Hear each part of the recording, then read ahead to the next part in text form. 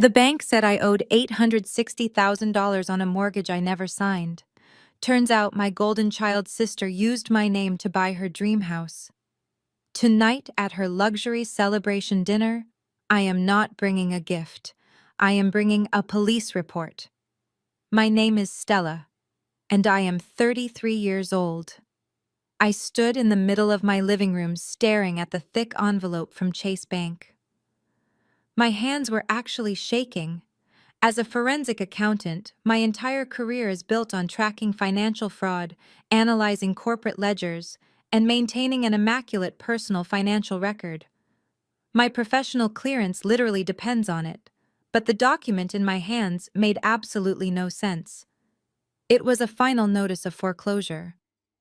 The letter stated that I was 3 months severely delinquent on a jumbo mortgage loan.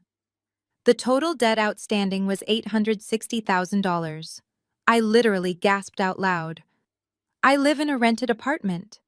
I have never bought a house in my life. I dropped the letter on my kitchen island and practically attacked my laptop keyboard. I logged into my credit monitoring portal. The screen loaded, and my stomach completely dropped. My credit score, which I had painstakingly maintained at a perfect 810 for years, had plummeted to a disastrous 450 overnight. There were multiple hard inquiries, massive debt-to-income ratio alerts, and a giant red flag for a defaulted mortgage. I felt like I could not breathe. In modern America, a 450 credit score means you cannot rent a car, you cannot get an apartment, and in my field, you can easily lose your job. Someone had maliciously stolen my identity. I looked back down at the foreclosure notice, scanning the property details. The address was listed in a highly exclusive gated subdivision in Alpharetta, Georgia. The street name looked painfully familiar. I pulled out my phone and opened my text messages. 2 weeks ago, my younger sister Brittany had sent out a digital invitation for a lavish family dinner. She and her husband DeAndre had just purchased their dream home, and tonight was the big celebration. I clicked on the digital invite. The ornate gold lettering flashed on my screen listing the address of their beautiful new estate. My blood ran completely cold. I looked at the bank notice. I looked at my sister's invitation. The addresses were an exact match. Brittany and DeAndre had not bought a house. They had stolen my identity to buy a house in my name, and now they were letting it go into foreclosure while throwing a party to celebrate themselves. Before I continue this story, let me know where you are watching from in the comments below. Hit like and subscribe if you have ever had to stand up to toxic family members who thought they could walk all over you. Growing up, Brittany was always the golden child. Whatever she wanted, my parents made sure she got. When I moved out at 18 to work my way through college, my parents converted my bedroom into a walk-in closet for her. I spent the next 15 years building a flawless career and achieving absolute financial independence. Brittany spent those same years curating a fake wealthy aesthetic on social media, enabled by her husband DeAndre. DeAndre is a senior mortgage broker who always seemed to live way beyond his actual commission checks. Now I knew exactly how he was funding their extravagant lifestyle. He had used his insider access and professional credentials to manipulate the banking system and forge a massive loan in my name. The panic I felt 20 minutes ago completely evaporated. In its place was a cold, calculated fury. They forgot what I do for a living. I did not cry. I did not call my mother to ask what was going on. I went to my home office, printed out the bank notices, pulled my full credit report, and placed everything neatly into a thick manila folder. I grabbed my car keys and headed straight to the local police precinct. I filed a formal report for aggravated identity theft and fraud. The desk officer handed me the official stamped copy of the police report. I slid it into the folder. By the time I pulled up to the valet at the upscale French restaurant in downtown Atlanta, my heart was beating in a slow, steady rhythm. Through the floor-to-ceiling glass windows, I could see my family gathered around a private dining table. My parents, Richard and Patricia, were beaming with pride. Brittany was wearing a designer dress, holding up a glass of champagne, boasting to the waiter. DeAndre sat next to her, looking incredibly smug in a tailored suit, playing the role of the successful provider. They were laughing and celebrating a life built entirely on my stolen future. I handed my keys to the valet, gripped the folder tightly, and pushed through the heavy glass doors. I was ready. The maitre d' led me toward the back of the restaurant. As I approached the private alcove, my sister's high-pitched voice carried over the soft jazz music playing in the background. She was practically vibrating with excitement. "And you should see the kitchen island," Brittany was saying, swirling a mimosa, even though it was 8 o'clock at night. "The Italian marble countertops are custom imported. We told the contractor we wanted the exact same stone they used in that celebrity home magazine last month. It is absolutely flawless." My father nodded approvingly, raising his water glass. "You two deserve it. You have worked so hard to build a beautiful life." I stopped at the edge of the table. The sheer audacity of the word "worked" almost made me laugh. I did not scream. I did not make a scene.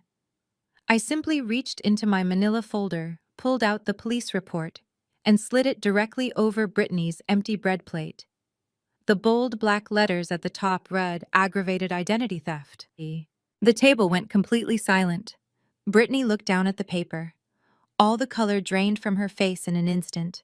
Her perfect smile collapsed into a look of absolute terror. She looked up at me, then at DeAndre.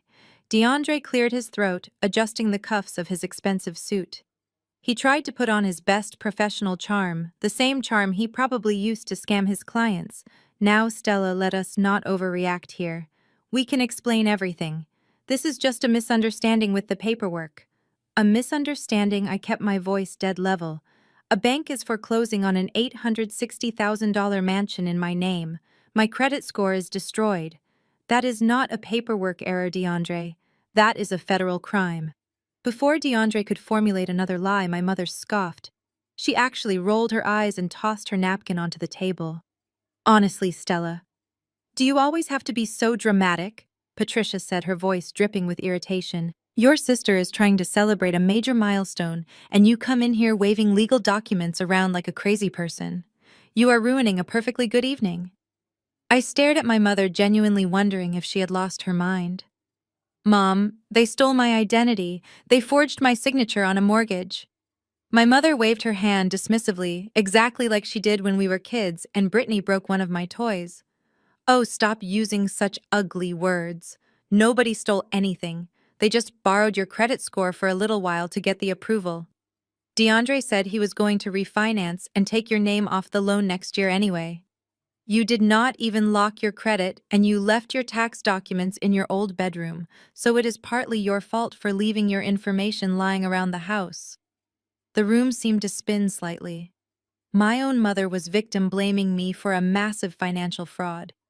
"You knew about this?" I asked, looking between my parents.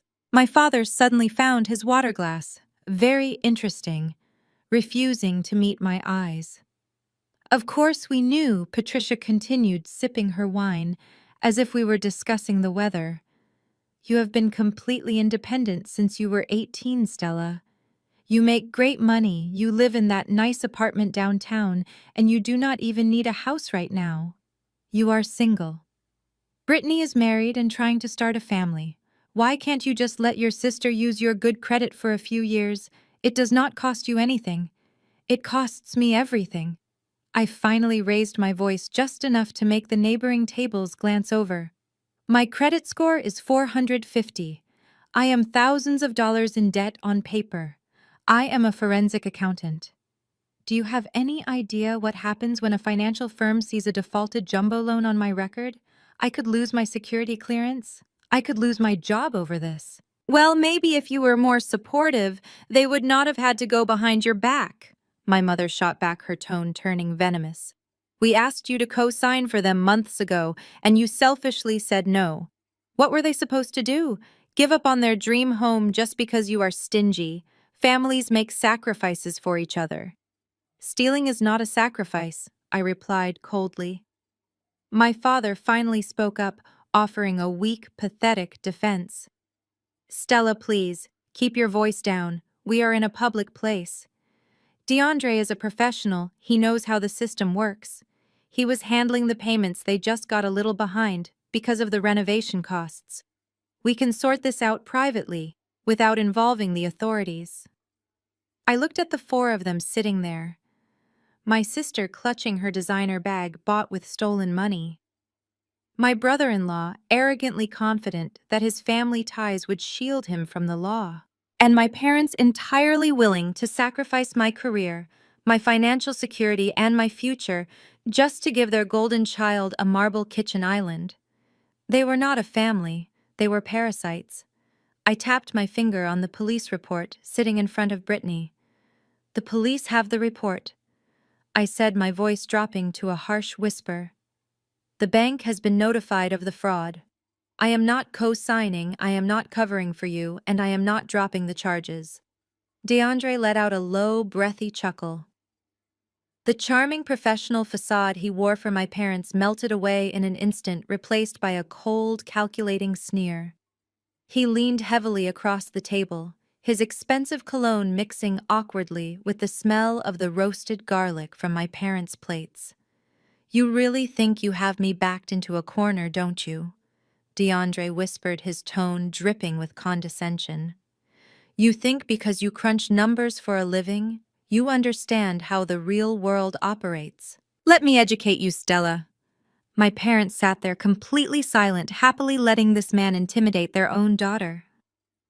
Brittany had recovered slightly, taking a large gulp of her mimosa, a smug little smile creeping back onto her face as she watched her husband take control of the situation.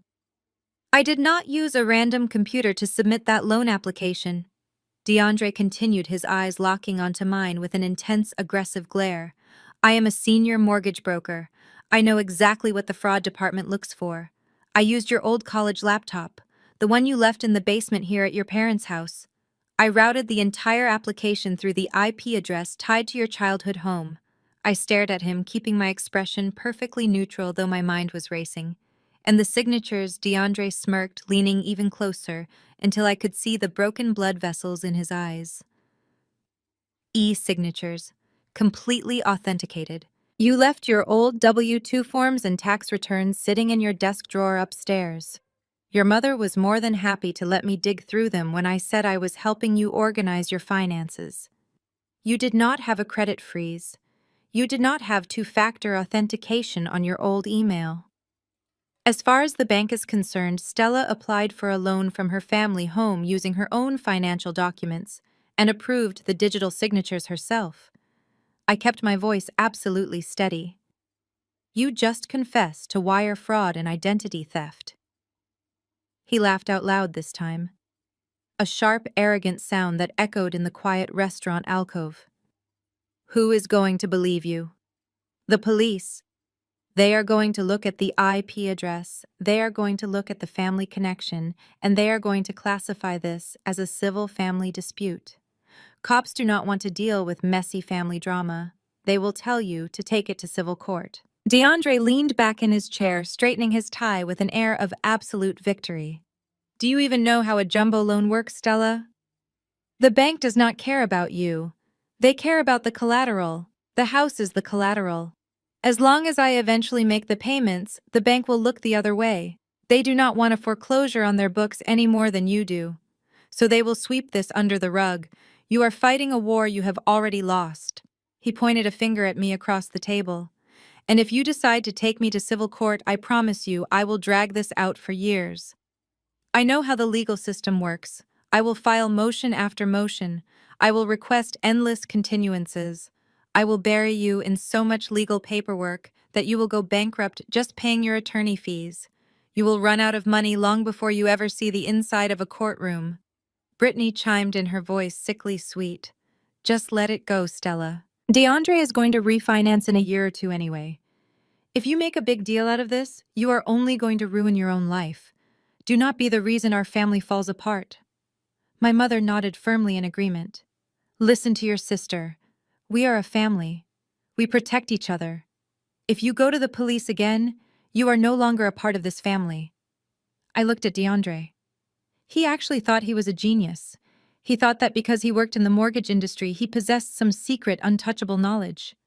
He honestly believed that using an old laptop and forging electronic signatures made him an untraceable mastermind. But he was forgetting one crucial detail. I am a forensic accountant. My entire job is tearing apart complex financial webs woven by men much smarter than him. By using his broker credentials to push the loan through the system, he had not just committed standard identity theft, he had committed federal bank fraud. He had abused his fiduciary duty as a licensed financial professional. But I was not going to tell him that. Never interrupt your enemy when he is making a mistake. Are you done? I asked, my voice completely devoid of emotion. DeAndre sneered. I am just getting started. If you do not withdraw that police report by tomorrow morning, I will make sure your life becomes a living nightmare. I will call your firm. I will tell them you are having a mental breakdown and filing false police reports against your own family. Let us see how long you keep your precious security clearance after that. I looked at my mother. She was staring at me with cold, hard eyes, waiting for me to back down and apologize. I looked at my father, who was cowardly cutting his steak, pretending this conversation was not happening.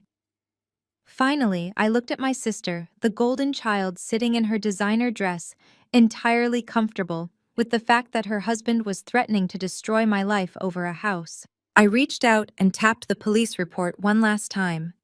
Enjoy your dinner, I said. And enjoy the house, while you still can. I turned around and walked out of the private alcove.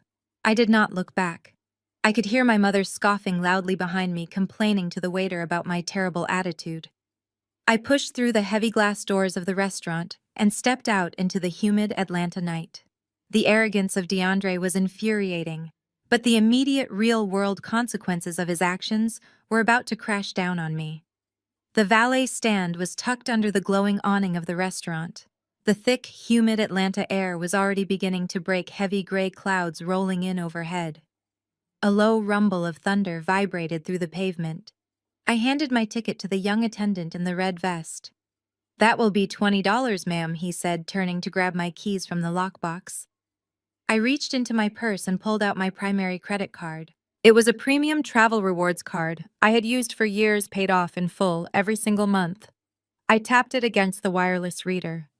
A sharp beep echoed and the screen flashed red, declined. I frowned. That had never happened to me in my adult life. I assumed I must have triggered a fraud alert when I pulled my credit report earlier. I muttered a quick apology to the valet and pulled out my debit card tied to my checking account, which had a very comfortable safety net of savings. I inserted the chip. The machine processed for a few agonizing seconds before flashing red again. Insufficient funds or account frozen. The valet shifted uncomfortably, glancing at the line of expensive cars pulling up behind me. Would you like to try another card, ma'am? Or cash? I do not carry cash. My heart started to race. I stepped out of the way, gesturing for him to help the next customer while I pulled out my phone. I opened my mobile banking app. The screen loaded and the numbers that appeared made my breath catch in my throat. Available balance $0. A bright red banner spanned the top of the screen. Account restricted. Please contact customer service immediately. I clicked the alert, my hands shaking. The notification detailed that a massive lien had been flagged against my Social Security number. The bank had initiated a cross-institution freeze on my liquid assets due to an extreme risk of default on an $860,000 secured loan. DeAndre had not just ruined my credit score, he had triggered a catastrophic algorithmic response across the entire financial system. Banks do not wait for a judge to tell them you are a flight risk when nearly $1 million is on the line. They lock you out of your own life to secure their interests. A fat drop of rain hit my phone screen, then another. The sky opened up and the humid air turned into a torrential downpour. I looked at the valet. He was holding my keys, waiting for payment. I had absolutely nothing to give him. I could not even call a rideshare service because my accounts were locked. The app would instantly reject the charge. I was a senior forensic accountant making 6 figures standing outside a luxury restaurant entirely destitute. Keep the car parked here overnight. I told the valet, my voice barely audible over the crashing rain. I will pick it up tomorrow. I turned and walked away from the glowing awning, stepping directly into the storm. My apartment was 3 miles away. Under normal circumstances, it would be a 10-minute drive. Tonight, it was a brutal, punishing march. The rain soaked through my blazer within seconds, plastering my hair to my face and chilling me to the bone. Every step I took in my saturated work heels sent a sharp pain shooting up my calves. As I walked along the slick, dark sidewalks, cars rushed past, splashing dirty street water against my legs. This was the reality of a destroyed financial identity in modern America. We like to think we are in control of our lives, but we are completely tethered to an invisible web of data. Your credit score dictates where you live, what you drive, and how you are treated by society. With a 450 credit score, I was no longer Stella, the respected professional. To the algorithms that ran the world, I was a high-risk liability, a deadbeat, a thief.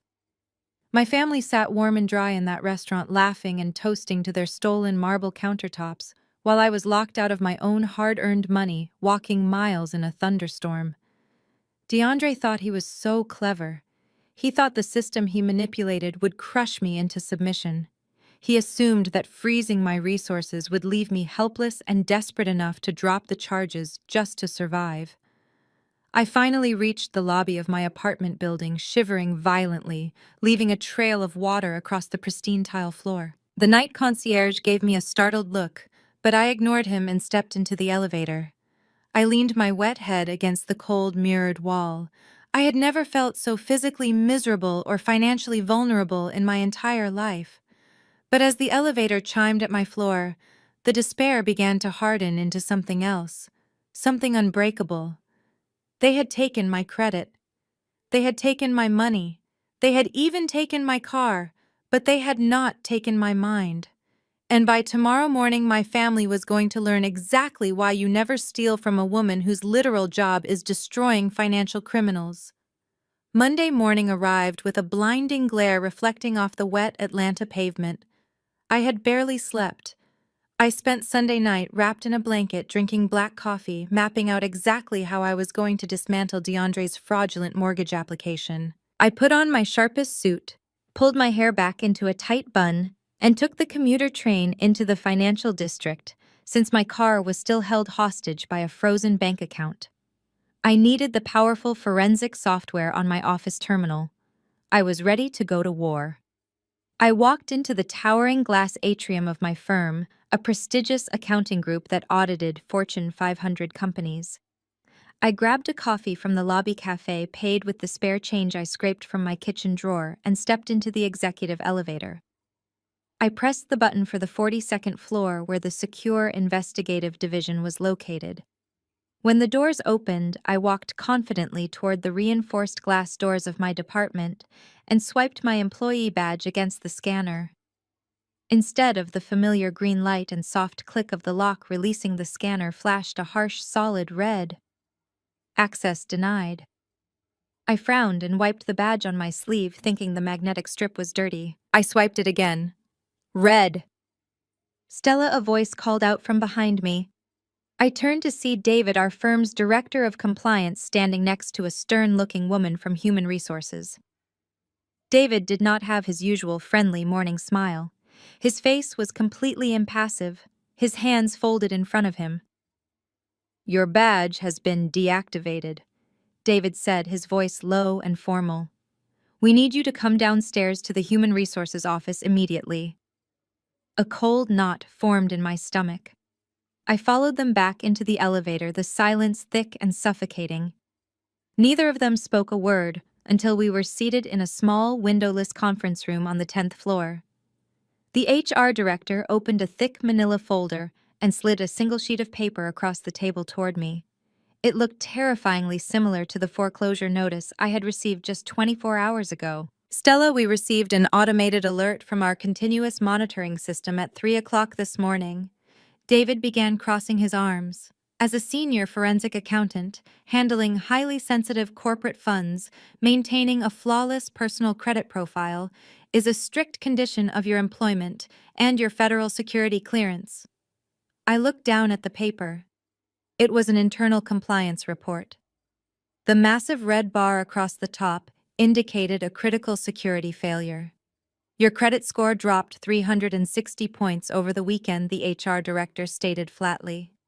The system flagged a massive delinquent debt of $860,000 on a jumbo mortgage in default, along with multiple account freezes. Stella, a financial anomaly of this magnitude makes you an extreme liability. It flags you as a high risk for corporate embezzlement. I leaned forward, trying to keep the desperation out of my voice. David, this is a case of aggravated identity theft. I did not take out that loan. My brother-in-law is a mortgage broker, and he fraudulently used my personal information to secure a house for himself and my sister. I filed a police report last night. I am already taking legal action to clear my name. I reached into my briefcase, pulling out the copy of the police report I had shown my family the night before, and handed it to him. David reviewed it carefully, but his expression did not soften. He handed the report to the HR director before looking back at me with genuine regret.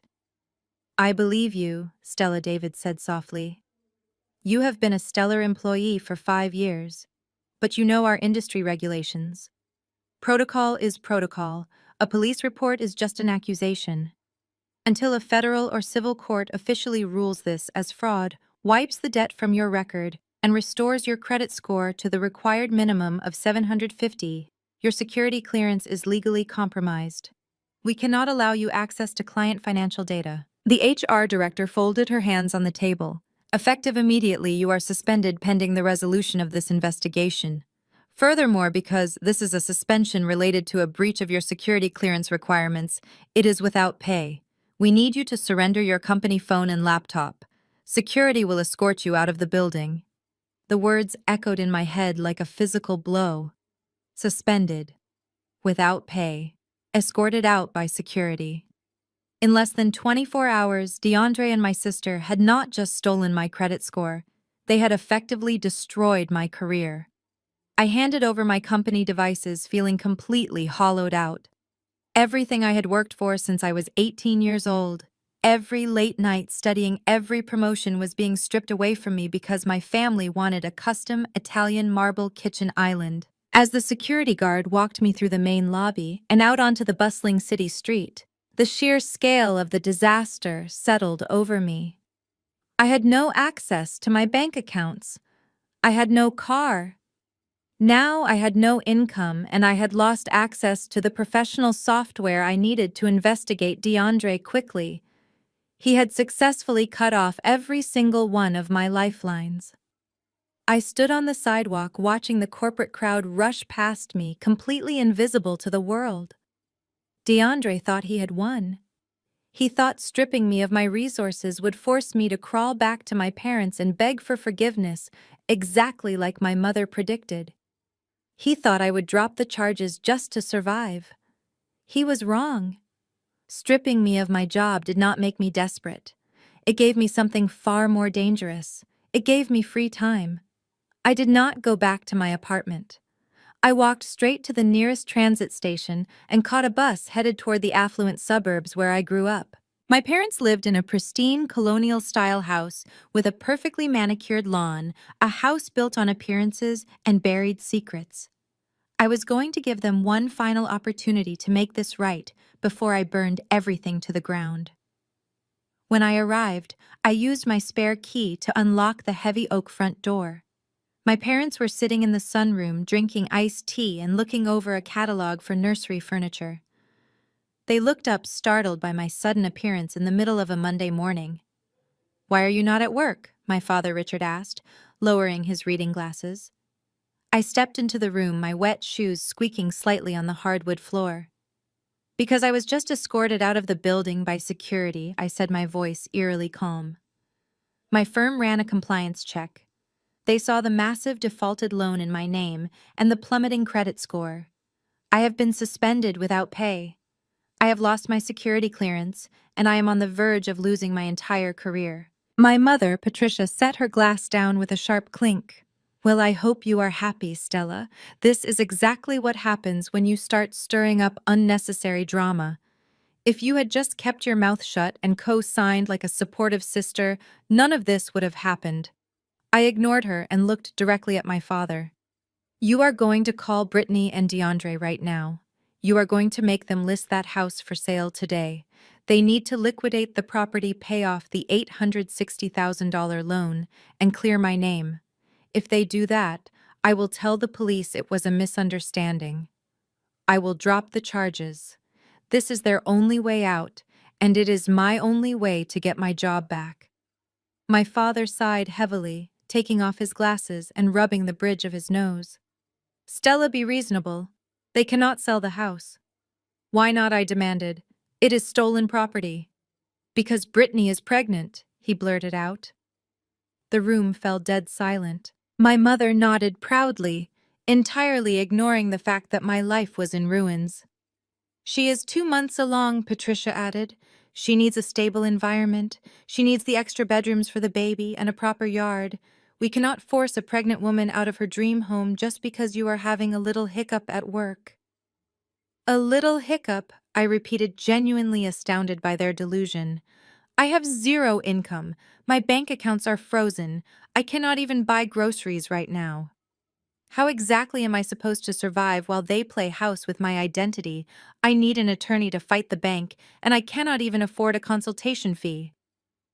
My father shifted uncomfortably in his wicker chair. He looked at my mother, sharing a quick, guilty glance before turning back to me. Actually, about the attorney situation. We wanted to talk to you about that. My stomach tightened. What about it? Your mother and I realized that things might get legally complicated since you went ahead and filed that police report against your own family. Richard began choosing his words carefully. We want to protect the baby. We cannot have DeAndre going to jail or Brittany dealing with stress. So we went ahead and hired a very good defense lawyer this morning, just to represent them in case you refuse to drop this ridiculous crusade.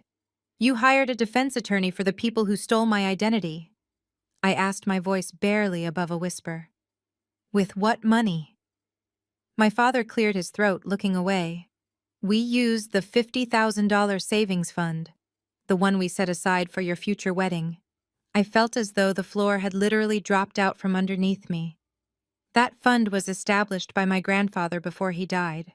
It was supposed to be my safety net. My parents had absolute control over the account, and they had always promised it would be there for my wedding or my first home down payment.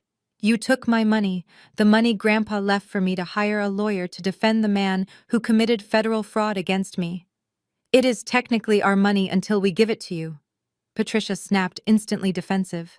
And since you are not engaged and clearly not buying a house anytime soon, we decided the family needed it more. DeAndre is providing us with our first grandchild. He needs protection from your selfish accusations. The sheer scale of the betrayal was paralyzing. They were not just taking Brittany's side, they were actively funding my destruction. They had taken the last financial resource I had in the world and handed it to the criminals who ruined me. I looked at my father, the man who was supposed to protect me.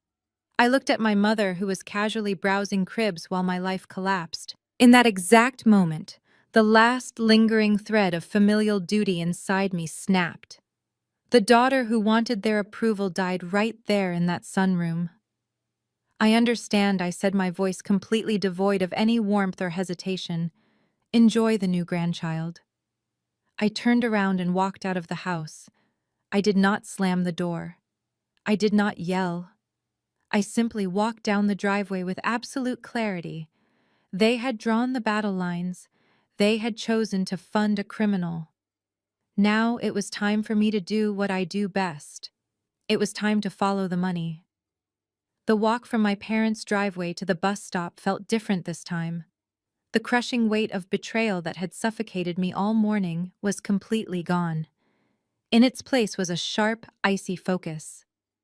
My mother thought I was just throwing a tantrum. My father thought I would eventually fold to keep the peace.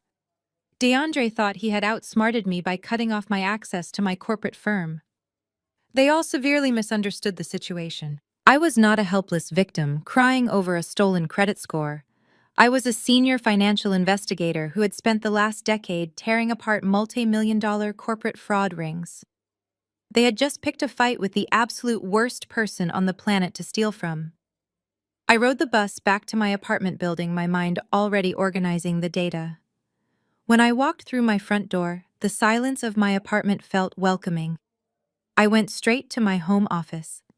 Human Resources had confiscated my company laptop, but any forensic accountant worth their salary maintains a private, heavily encrypted workstation for independent research. I pulled a heavy black laptop from the hidden compartment in my desk, plugged it in, and booted up my secure operating system. DeAndre thought he was untouchable because he worked from the inside. He assumed that because the bank approved the loan, the trail was clean. But fraud is never clean. It is a messy, arrogant process. Criminals like DeAndre always make the same fatal mistake. They get greedy and they get lazy. I poured myself a glass of ice water, cracked my knuckles, and opened my primary investigative software. It was time to launch a shadow investigation into my brother-in-law. I started with the basics. I accessed the county property tax database and pulled the official deed for the $860,000 house in Alpharetta. There it was, clear as day. My name, Stella, listed as the sole legal owner. DeAndre had not even bothered to put his or Brittany's name on the deed, likely because their own debt-to-income ratios were too disastrous to pass any level of secondary underwriting. He had completely isolated the asset in my name to protect himself. But by doing so, he had unwittingly given me absolute unchecked legal authority over the property. Next, I dug into his professional life. I pulled up the state licensing board for mortgage brokers and ran DeAndre's credentials. His license was active, tied to a mid-sized brokerage firm in downtown Atlanta. I opened a new window and started pulling public records on the firm itself. I cross-referenced the firm's state tax filings, its registered agents, and its history of incorporated shell companies. If DeAndre was bold enough to forge an entire jumbo loan application for a family member, he was definitely running other scams. You do not wake up one morning and decide to commit high-level federal bank fraud for the very first time on an $860,000 luxury property. You work your way up to it. You test the waters. You build a system. And I was going to find his system. I used a specialized data scraping tool to pull all the public real estate transactions DeAndre had brokered over the last 36 months. Hundreds of rows of data flooded my screen. Addresses, loan amounts, closing dates, and borrower names. I began running algorithms to filter the data, looking for the specific anomalies that indicate mortgage fraud. I searched for rapid title transfers, heavily inflated appraisals, and unusual patterns in the demographic data of his clients. The sun began to set over the Atlanta skyline outside my window, casting long shadows across my desk. I did not turn on the overhead lights. I just sat in the glow of the monitors, my eyes scanning line after line of financial data.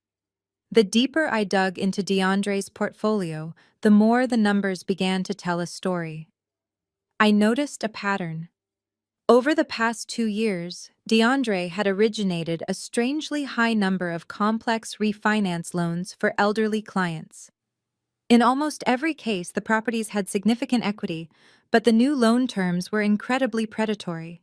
The funds were being dispersed into a web of obscure business entities before allegedly paying off the original mortgages. I clicked on one of the corporate entities, tracing its registration back through the Georgia Secretary of State database. The registered agent was a post office box in a strip mall, but the originating digital fingerprint for the filing traced back to a server leased by DeAndre's brokerage firm. I leaned back in my chair, the icy focus sharpening into a razor edge. DeAndre was not just an entitled husband trying to buy a massive house for his pregnant wife. He was operating a sophisticated equity skimming operation. He was systematically targeting vulnerable people, draining the wealth from their homes and laundering the proceeds through fake companies. My forged loan was just the tip of a massive rotting iceberg. I took a slow sip of my water. The game had completely changed. This was no longer a domestic dispute over a ruined credit score. This was a federal financial crimes case waiting to be blown wide open, and I was holding the match.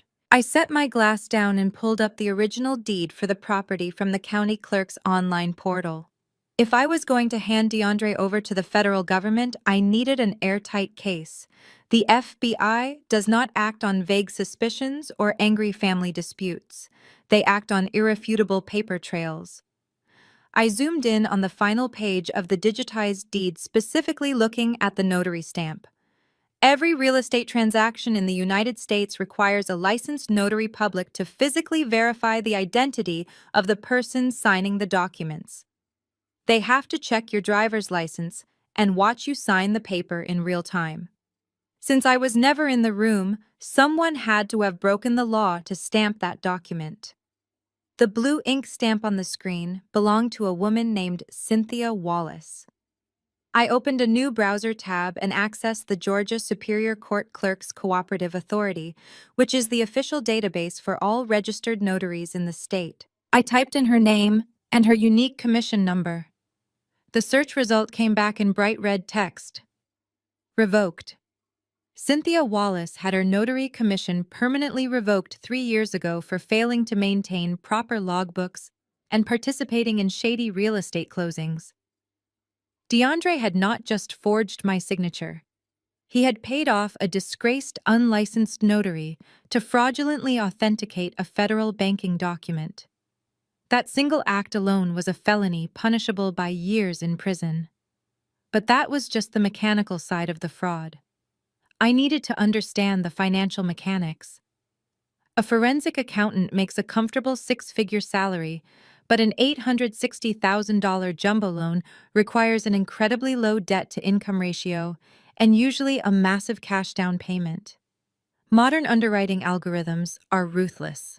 How on earth did he convince a major institution like Chase Bank that I was liquid enough to comfortably afford a $6,000 monthly mortgage payment? I used my secure private portal to run a deep background check on my own social security number, pulling data from alternative credit bureaus and automated employment verification services like The Work Number. When the specialized report generated on my screen, I almost laughed out loud at the audacity of it. According to the data brokers, I did not just work full-time at my accounting firm. I was apparently also a highly paid logistics consultant for an entity called Apex Logistics Group, earning an additional $150,000 a year in bonus income. I had never heard of Apex Logistics Group in my entire life. I switched back to the Secretary of State database and ran a corporate search for the company name. It was registered as a domestic limited liability company. I clicked on the filing history and opened the original articles of organization. The registered address was the exact same strip mall post office box I had found earlier when tracing his other loans. The organizing member was listed as a man named Jamal Davis. I cross-referenced the name Jamal Davis with the employee directory of DeAndre's mortgage brokerage firm on LinkedIn. Bingo! Jamal Davis was a junior loan processor working directly under DeAndre. The entire sophisticated scheme unraveled right in front of my eyes. DeAndre and his team had fabricated an entirely fake employment history to artificially inflate my income profile. They created a ghost company, generated fake pay stubs, and probably even routed a few deposits through my old dormant bank accounts, using my stolen routing numbers just to create a solid paper trail for the automated underwriting software. Then they used an unlicensed notary to finalize the closing paperwork. It was a completely closed loop of mortgage fraud executed flawlessly from inside a licensed brokerage. I sat back and rubbed my temples, staring at the glowing monitors. This was exponentially worse than I originally thought. My parents had told me that DeAndre just borrowed my credit score for a little while, acting like he had simply co-signed a used car loan.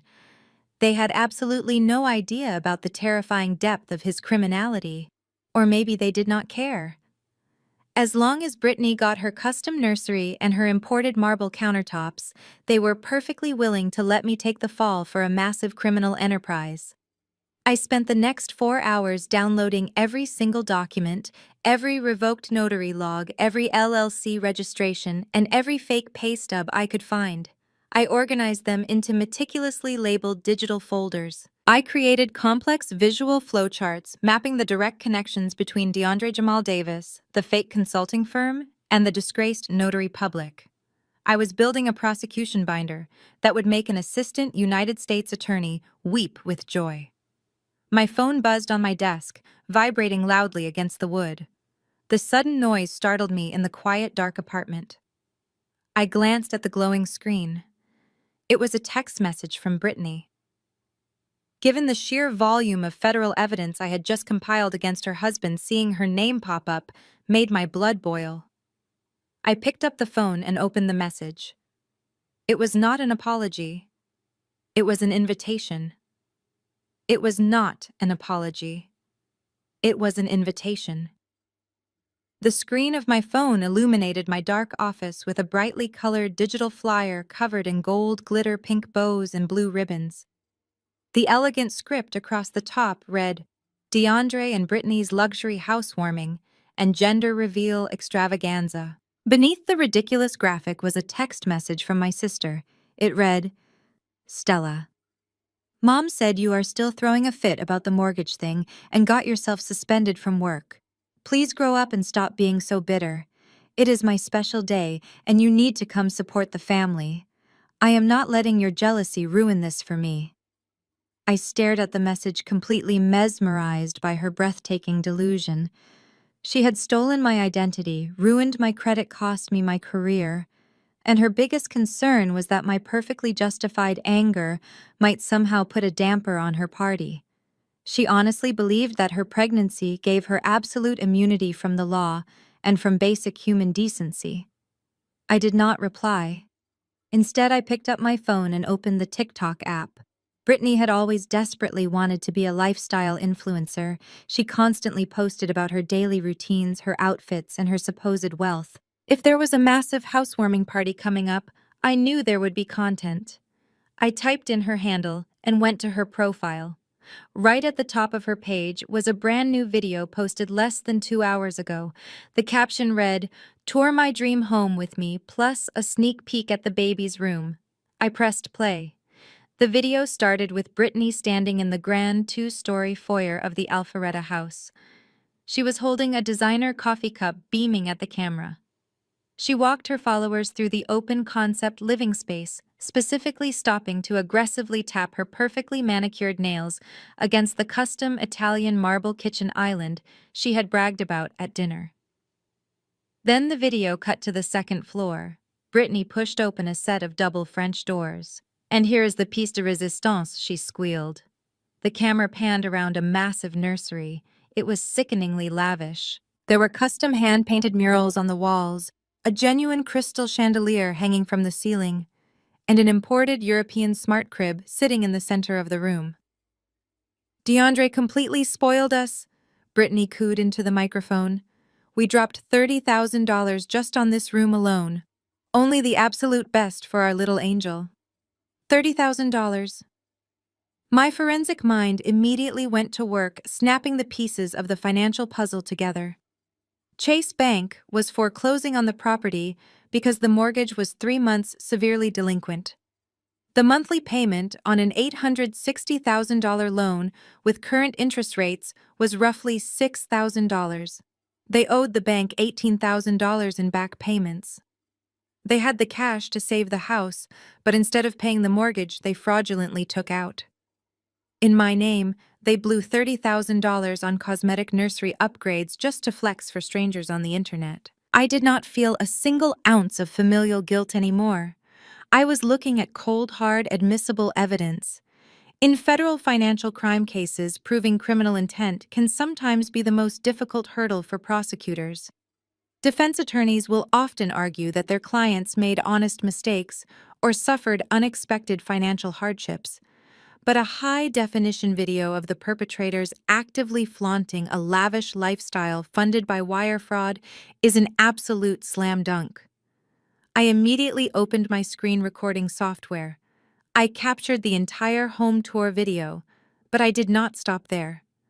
I scrolled back through her feed over the last 3 months, downloading everything. I saved a video of DeAndre showing off a brand new diamond watch he bought to celebrate closing a big deal.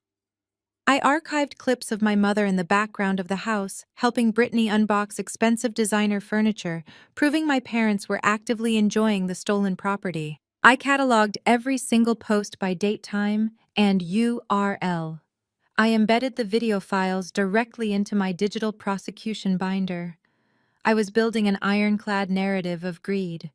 They were not struggling parents making a desperate mistake. They were arrogant thieves enjoying the fruits of a federal crime, publicly documenting their own guilt for the entire world to see. I picked up my phone and looked back at Brittany's text message.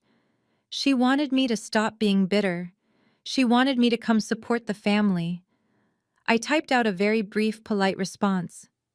I will be there. It was the truest thing I had said all week. I was absolutely going to attend that housewarming party. But I was not bringing a gift registry item or a bottle of expensive champagne. I was bringing a reckoning. I tossed my phone onto the desk. The digital invitation to my sister's extravagant party faded to black. The anger that had been simmering in my chest morphed into something entirely different. It was an absolute razor-sharp clarity. I had a deadline now. The party was scheduled for this upcoming Saturday. I had exactly 5 days to construct a cage so tight that DeAndre would never see the outside of a federal penitentiary again. I turned my attention back to my encrypted laptop. If DeAndre had used Apex Logistics Group and that disgraced notary to fabricate my loan, he had undoubtedly used them before.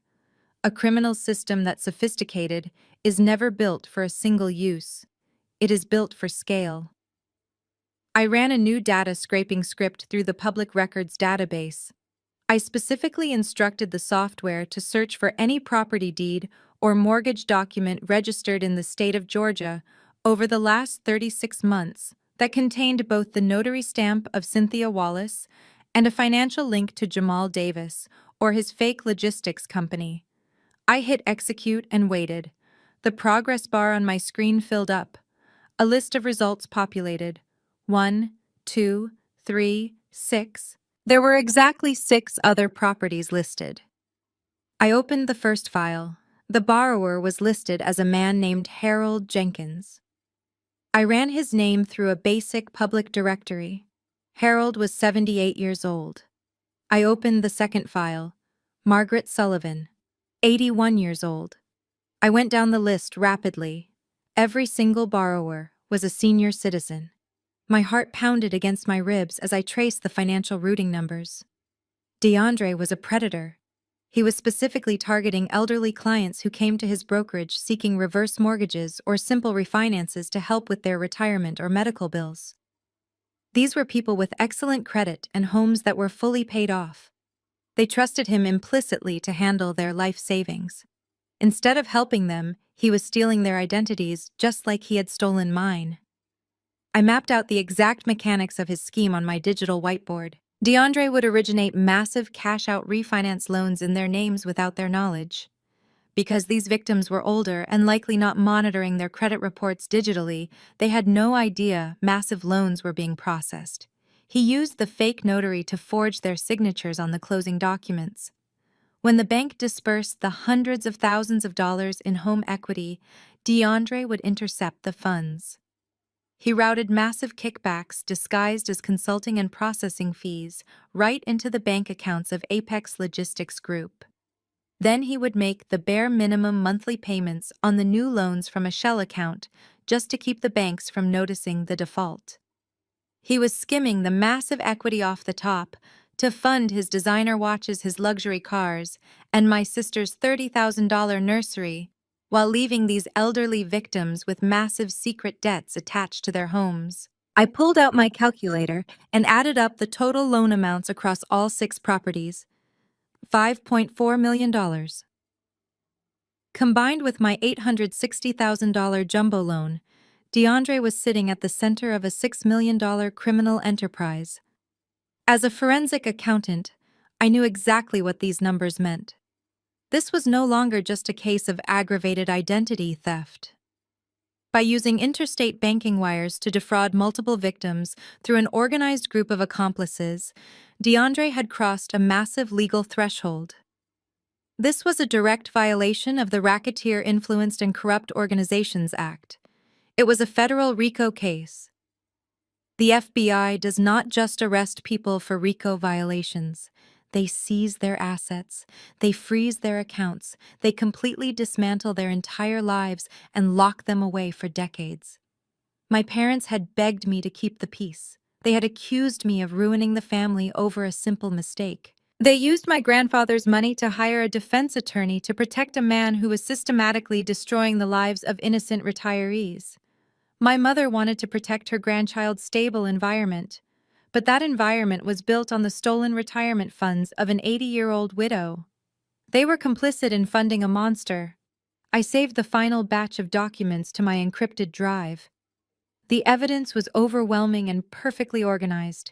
I had the bank routing numbers, the forged signatures, the fake company registrations, and the exact IP addresses used to submit the fraudulent applications. I leaned back and looked at the clock. It was past 2 in the morning. DeAndre thought his biggest problem was an angry sister-in-law with a bruised credit score. He had absolutely no idea that he had just handed a completely packaged multi-million-dollar federal racketeering case to an auditor with nothing left to lose. The morning sun crept through my office blinds, casting sharp lines across the stacks of printed evidence covering my desk. I had not slept a single minute, but my mind was operating with terrifying clarity. I looked at the original police report I had filed on Sunday night. DeAndre was right about one thing. Local law enforcement is chronically underfunded and overwhelmed. To a precinct detective, my forged signature looked like a messy family dispute over real estate, exactly the kind of civil case they hate to touch. Even if they eventually investigated, it would take months to get a subpoena. DeAndre would have plenty of time to destroy the server logs, dissolve Apex Logistics Group, and move the stolen equity into offshore bank accounts. I needed a tactical strike. I needed an agency with the jurisdiction to cross state lines, seize assets without warning, and freeze a multi-million-dollar racketeering ring overnight. I spent Tuesday morning formatting the raw data into a pristine, 200-page forensic dossier. I approached it exactly like I would a high-stakes corporate audit for a major corporate client. I created an executive summary that outlined the entire criminal mechanism in plain English. I detailed the initial identity theft, the creation of the fake tax documents, the utilization of the revoked notary Cynthia Wallace, and the systematic targeting of the 6 elderly homeowners. I included the routing numbers for every single illicit wire transfer made by DeAndre and Jamal Davis. Behind the executive summary, I attached the raw proof. I included the property deeds, the fake company registrations, the digital timestamps from his brokerage firm, and the exact internet protocol addresses used to submit the fraudulent applications. I even transcribed the video tours Brittany had posted online, cataloging every luxury purchase as undeniable evidence of money laundering and the enjoyment of criminal proceeds. I printed everything on high-quality paper, organized it with color-coded tabs, and bound it into 3 thick, heavy binders. My first stop was the federal field office in downtown Atlanta. Walking into a federal building is an entirely different experience than visiting a local police precinct. The air is sterile, the security is intense, and the people behind the bulletproof glass do not smile. I approached the front desk, slid my corporate identification under the glass, and asked to speak with the duty agent for the white-collar crime division. The receptionist looked at me skeptically. Federal agents do not typically take walk-in appointments. Tell them a suspended forensic accountant just mapped out a $6 million mortgage fraud and racketeering violation operating out of a licensed brokerage, I said, keeping my voice calm and authoritative. And tell them I have the exact bank routing numbers for the stolen funds. 10 minutes later, a man in a crisp suit escorted me into a secure interview room. He introduced himself as Special Agent Harrison. He looked exhausted, likely buried under a mountain of his own cases. He sat down and opened the first binder. I watched his eyes scan the executive summary. I fully expected him to skim the first page and tell me he would look into it later. Instead, he stopped. He flipped to the section detailing the elderly victims. Then he flipped to the financial flowcharts tracing the money through the fake logistics company. The exhaustion in his face vanished, replaced by the sharp, focused energy of a predator that just caught the scent of blood. "You built this entire case file yourself," Special Agent Harrison asked, looking up at me with genuine surprise. I am a forensic accountant, I replied. The primary suspect is my brother-in-law. He stole my identity to secure an $860,000 jumbo loan, and in the process of investigating my own ruined credit, I uncovered the rest of his network. Everything you need for a federal wire fraud and bank fraud indictment is in those binders. I did not stop there. I reached into my bag and pulled out the second identical binder. The Federal Bureau is powerful, but when you want to absolutely annihilate a financial criminal, you call the people who collect the taxes. This copy is going to the Criminal Investigation Unit of the Federal Tax Authority, I informed him. DeAndre has been funneling hundreds of thousands of dollars in stolen equity through shell companies to fund his personal lifestyle. He definitely has not claimed that stolen money as taxable income. So even if he somehow manages to stall your wire fraud charges, the tax authorities will completely seize his assets for tax evasion. The government does not care where the money comes from as long as they get their cut. And DeAndre was arrogant enough to buy $30,000 custom nurseries while stiffing the federal government. Special Agent Harrison actually smiled. It was a cold, calculating smile. He closed the binder and rested his hands on top of it. He told me that his division had actually been receiving quiet complaints about DeAndre's brokerage firm for the past 6 months, but they lacked the internal paper trail to secure a search warrant. My 200-page dossier was exactly the golden key they needed to tear his operation apart. We are going to expedite this, Special Agent Harrison said, standing up to shake my hand. Do not confront him. Do not tell your family. Let him think he has gotten away with it. We need him comfortable while we get the federal warrants signed. I left the federal building and stepped out into the bright afternoon sun. The trap was officially set. DeAndre and Brittany thought they were untouchable in their stolen mansion. They had no idea a federal storm was gathering right above their heads. But calling the authorities was only the first part of my plan. Criminal charges would put him in prison, but I needed to personally ensure their precious housewarming party was a total disaster. I pulled out my phone and looked up the contact information for my new property's utility providers. Since DeAndre had so graciously put the entire deed exclusively in my name, I was the only person with the legal authority to keep the lights on. I sat in the driver's seat of my parked car outside the federal building, staring at the screen of my phone. DeAndre thought isolating the deed entirely in my name was his ultimate shield. He assumed it would protect his own assets if the fraudulent loan ever went south. But in his extreme arrogance, he had handed me the master key to his entire life. When you are the sole legal owner of a property, you control the infrastructure. And I was about to systematically dismantle my sister's dream house wire by wire and pipe by pipe. I started with the power grid. I looked up the customer service number for Georgia Power and dialed. A cheerful, automated voice prompted me through the menu until I reached a live representative. The woman on the line asked for the account number or the service address. I gave her the address of the Alpharetta Mansion. I can help you with that, the representative said politely. I just need to verify the account holder's identity. Can I have the last 4 digits of the Social Security number on file? I rattled off my own Social Security number without missing a beat. Since DeAndre had used all my authentic financial data to set up the house, the utility accounts were naturally registered under my identity. It was the only way he could get the services connected without raising red flags at the utility companies. Thank you, Stella, the representative said, completely oblivious to the domestic warfare she was about to facilitate. How can I assist you today? Are you looking to pay your balance? No, I replied, my voice perfectly level. I am the property owner, and I need to request a complete disconnection of service. A hard shutoff at the meter.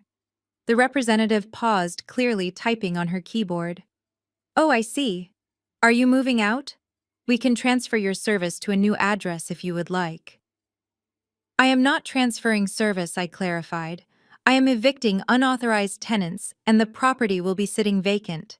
I need the power entirely cut. I want the disconnection scheduled for this Saturday morning exactly at 10 o'clock. I chose that specific time for a reason. Brittany's digital invitation stated that her luxury housewarming party started at noon. The caterers, the florists, and the decorators would all be arriving by 10:30 to begin setting up.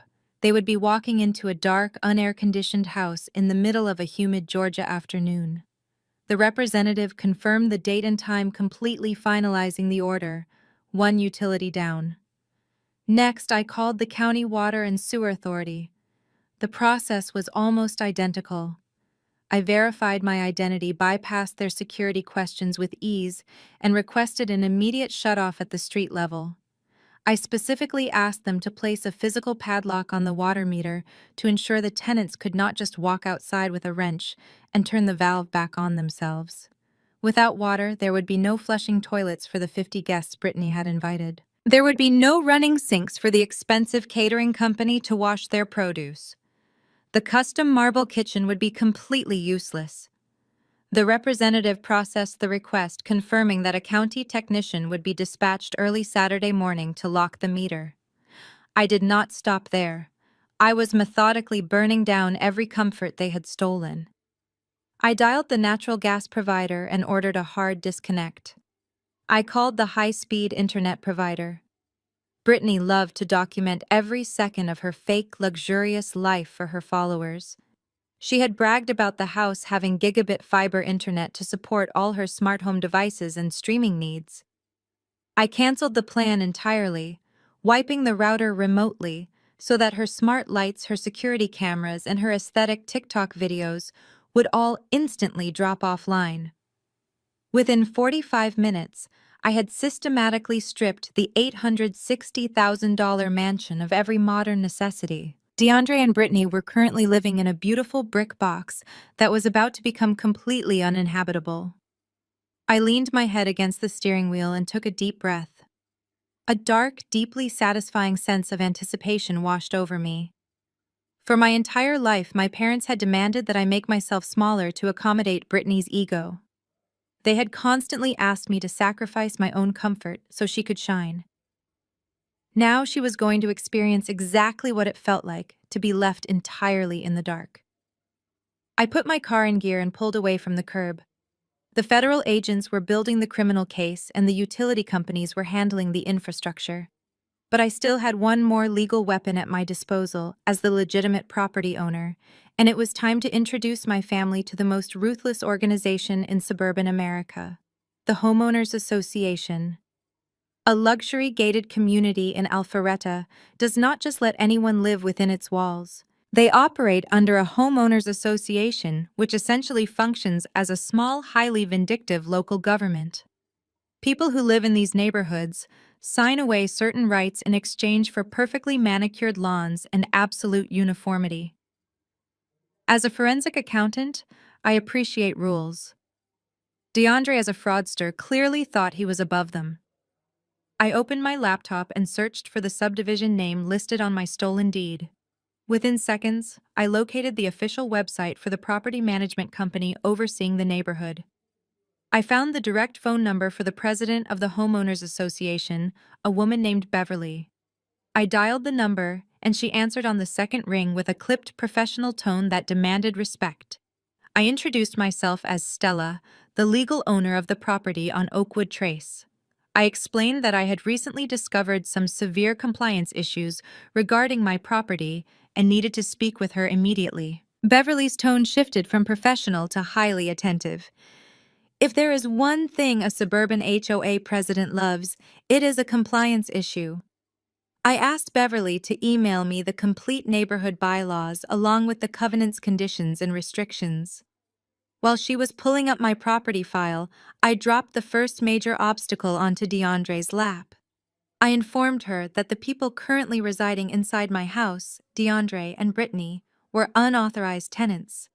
I stated clearly that I had never signed a lease agreement with them, and they had bypassed the mandatory community background check required for all non-owner occupants. Beverly gasped audibly over the phone. In luxury gated communities, unauthorized and unvetted occupants are treated like a severe security threat. She immediately cited Section 4 of the neighborhood bylaws, which stated that unapproved renters subject the homeowner to a fine of $500 per day. I told her I fully supported the strict enforcement of this rule. I requested that she officially classify them as unauthorized occupants and begin levying the maximum daily fine immediately. But I was not finished. I brought up the TikTok video Brittany had posted of her custom nursery. In her desperation to boast about her fake wealth, my sister had explicitly pointed out the new custom arched windows they had installed to let in more natural light for the baby. Changing the exterior facade of a house in a strict HOA requires months of detailed applications, contractor vetting, and explicit approval from the Architectural Review Board. I described the custom exterior window modifications to Beverly.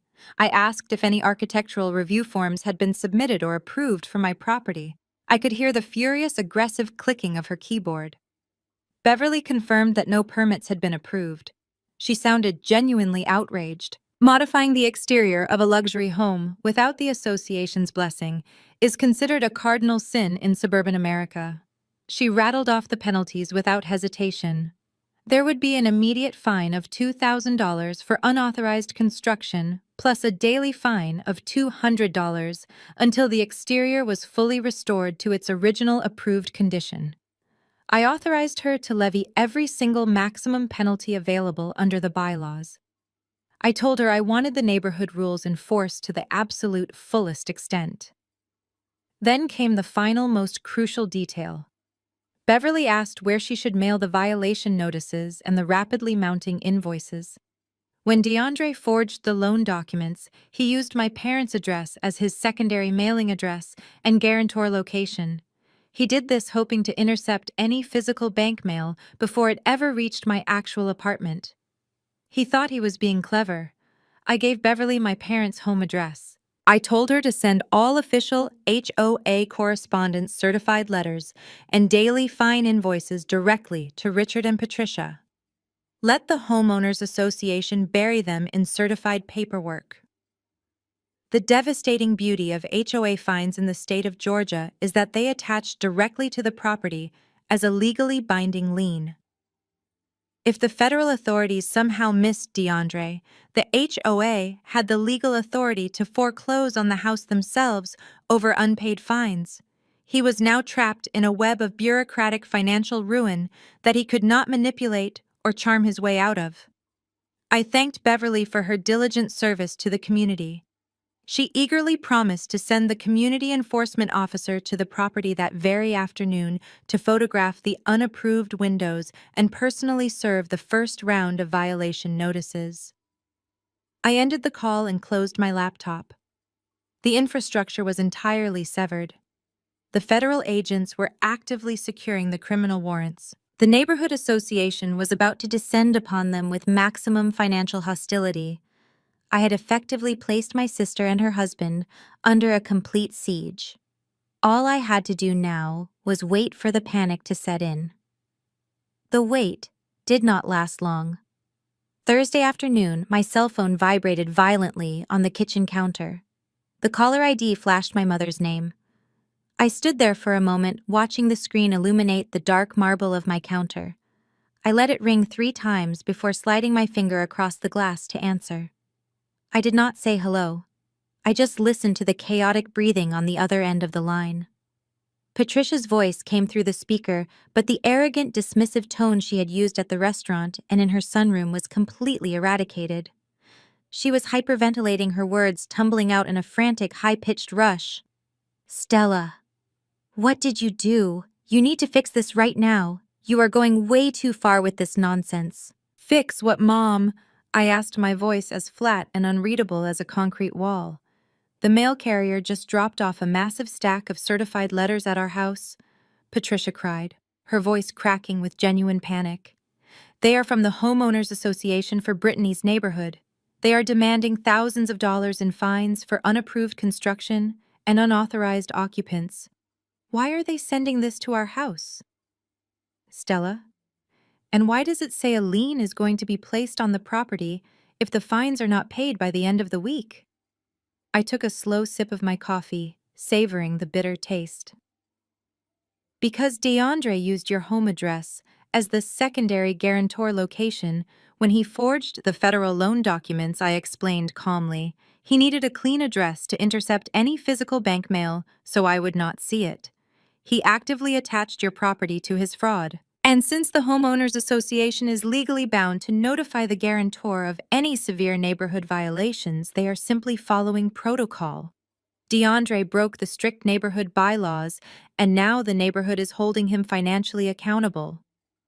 Patricia gasped, the terrifying reality of the certified paperwork finally penetrating her thick wall of denial. But that is not even the worst part. She continued, her panic escalating into pure hysteria. DeAndre went to the bank this morning to wire the final payment to the catering company for the party on Saturday. The teller told him his accounts are restricted. He cannot access his business accounts, his personal checking, or his savings. Everything is locked. He cannot even buy groceries right now. My heart gave a heavy, satisfying thump. Special Agent Harrison and the Criminal Investigation Unit of the Tax Authority had moved exponentially faster than I anticipated. Before executing a major federal raid, the government routinely freezes all liquid assets tied to a racketeering suspect to prevent them from transferring the stolen funds offshore. The trap was springing shut.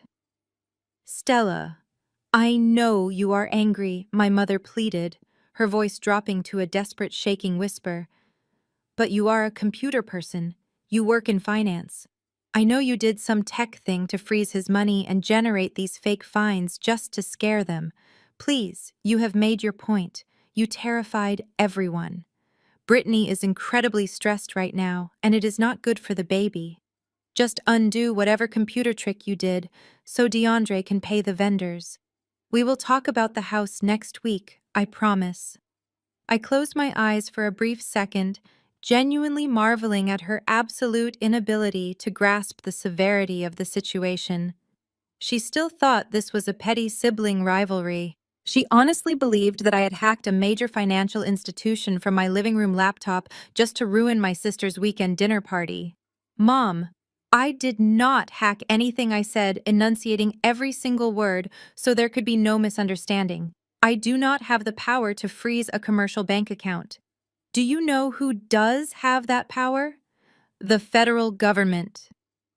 There was a heavy, suffocating silence on the other end of the line. I could hear her ragged breathing. I am the legal owner of that house. I continued, my voice chillingly calm. I reported unauthorized squatters to the neighborhood association. That was my right. As for DeAndre and his frozen accounts, that has absolutely nothing to do with me pressing buttons on a keyboard. When you commit multi-million-dollar wire fraud and steal the equity of elderly homeowners, the Department of Justice tends to notice. They have frozen his assets because he is the primary target of a massive federal racketeering investigation. No.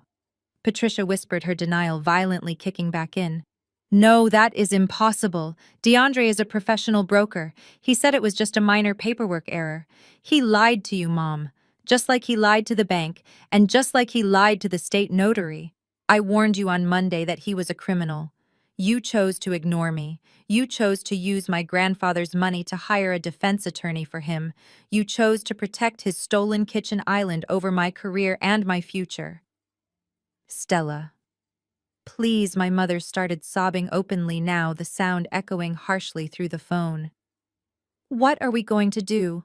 The party is in 2 days. People are flying in from out of town. The caterers are threatening to cancel. If I were you, I would tell those people to cancel their flights, I replied coldly. And I would suggest you and Dad start looking for a very good bankruptcy lawyer for yourselves. When the federal agents finish seizing DeAndre's assets, they are going to look very closely at the people who funded his legal defense. I hung up the phone. I did not wait for her to respond or beg for mercy. The panic I had predicted was now fully realized. They were trapped inside a burning house of their own making, and the fire had just reached my parents' front porch. The adrenaline from the phone call carried me through the rest of Thursday. By nightfall, the thick, humid Atlanta air had turned the city into an absolute sauna. since my car was still stranded at the restaurant valet and my bank accounts remained entirely frozen. I had been forced to rely on the city transit system. I got off the bus a few blocks from my apartment building and walked the rest of the way. I was exhausted, but my mind was still racing with financial flowcharts and legal statutes. To avoid the main lobby where the night concierge always insisted on making unnecessary small talk, I decided to enter my building through the underground parking garage. The concrete cavern was dimly lit, echoing with the low hum of the ventilation fans. I swiped my electronic key fob at the heavy pedestrian door and stepped inside. The moment the metal door clicked shut behind me, a tall figure stepped out from the shadows of a concrete pillar. It was DeAndre, but he looked absolutely nothing like the smug, tailored professional who had mocked me at the luxury restaurant just a few nights ago. His expensive designer suit jacket was missing, his dress shirt was heavily wrinkled, his tie was pulled completely loose around his neck, and his eyes were bloodshot. He looked exactly like what he was, a cornered, desperate animal watching his entire empire collapse. "You think you are so smart," he spat, his voice echoing sharply in the empty, hollow garage. He closed the distance between us in a matter of seconds. I instinctively took a step back, but my shoulders hit the cold cinder block wall. He lunged forward and slammed his hand against the concrete right next to my head, effectively trapping me. He smelled heavily of stale sweat and cheap whiskey. The arrogant facade was entirely gone, replaced by pure, unadulterated panic. "What did you tell the bank, Stella?" He demanded, his breath hot and ragged against my face. "My accounts are frozen. The property management company is breathing down my neck with massive fines. Patricia just called me screaming about federal agents. What exactly did you do?" I did not flinch. I kept my posture straight and my expression completely neutral. "I did not do anything to your accounts, DeAndre," I replied evenly. "You did this to yourself when you stole my identity. And you sealed your own fate when you stole from Harold Jenkins and Margaret Sullivan." The mention of the elderly victims' names hit him like a physical blow. The aggressive, intimidating posture faltered for a fraction of a second, replaced by a look of genuine, absolute terror. He did not realize I had dug that deep into his portfolio.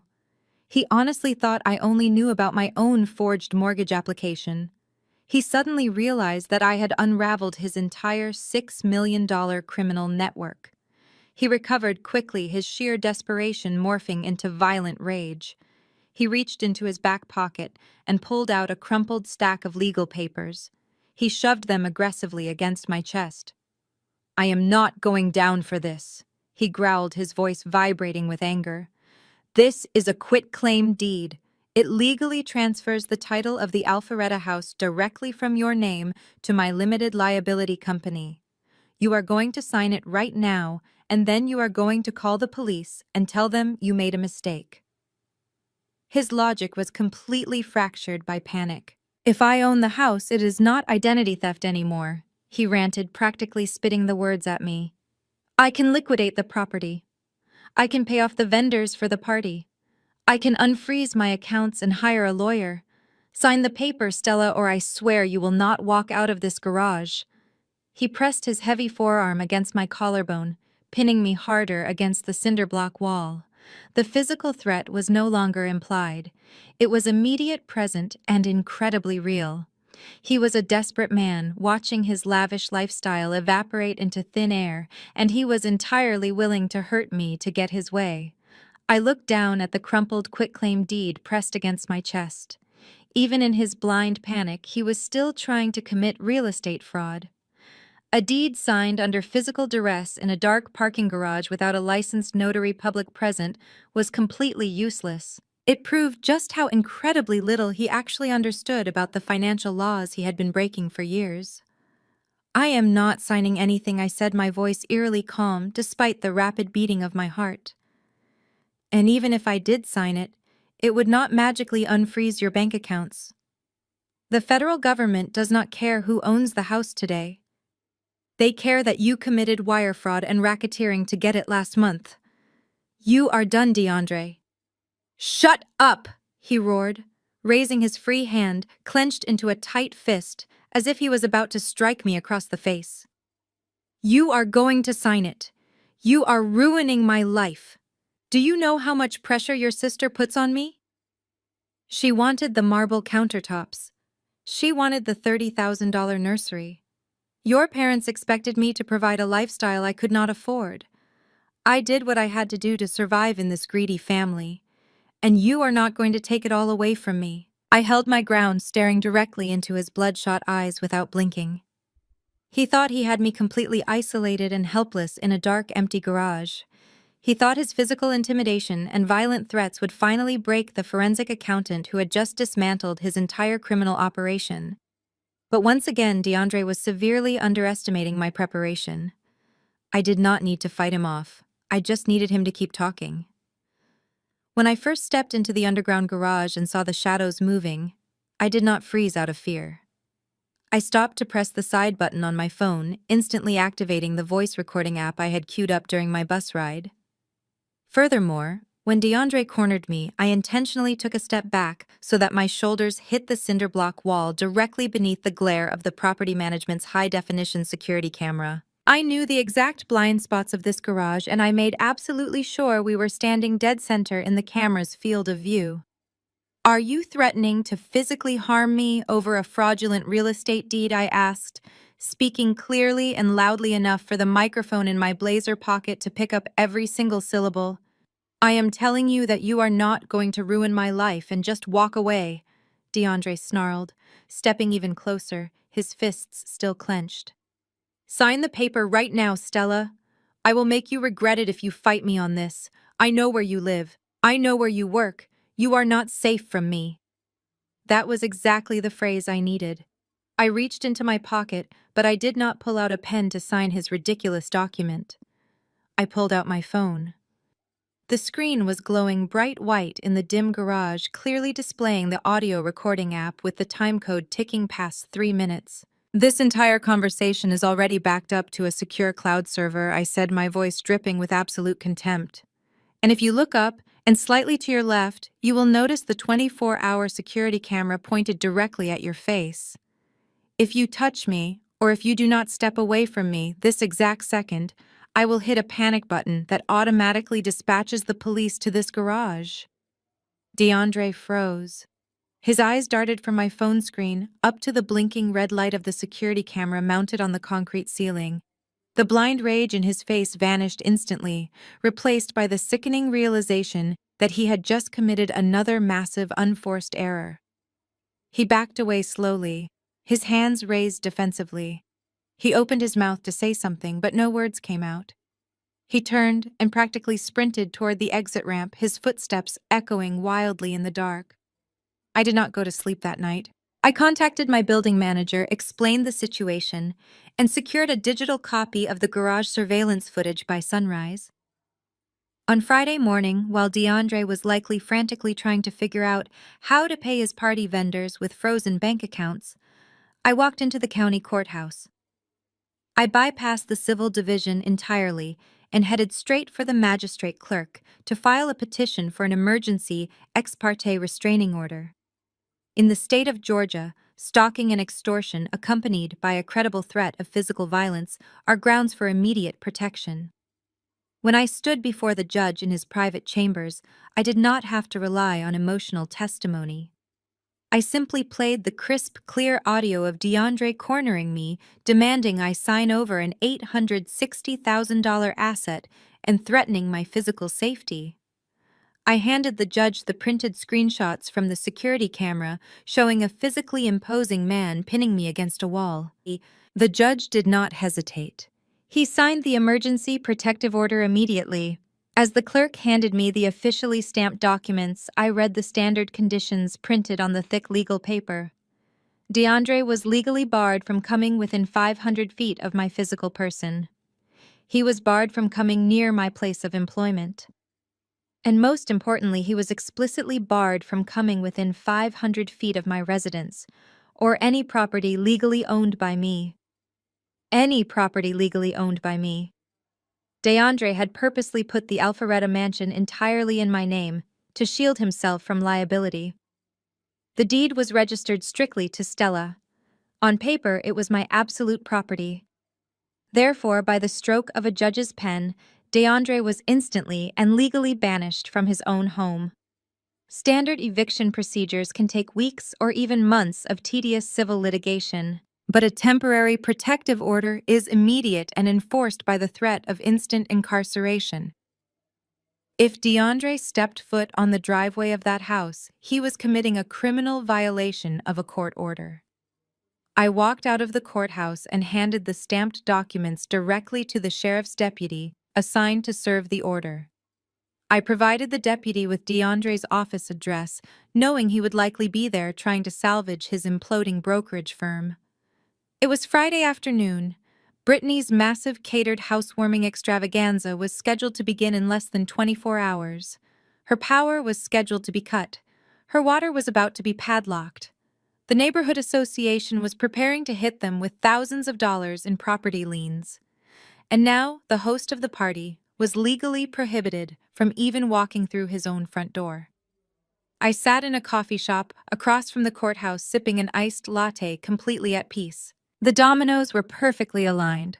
All I had to do now was show up to the party and watch them fall. I finished the last drop of my iced latte and threw the plastic cup into the trash bin. The restraining order was a brilliant tactical strike, but it only solved half of the problem. It legally banished DeAndre from the property, but Brittany was still sitting inside my $860,000 mansion. She was likely finalizing her extravagant catering menus, arranging expensive floral centerpieces, and completely ignoring the fact that her husband was a wanted criminal. I needed her out, and I needed it done with the same ruthless legal precision I had used on DeAndre. I pulled out my phone and searched for the most aggressive real estate litigation attorney in the Atlanta metropolitan area.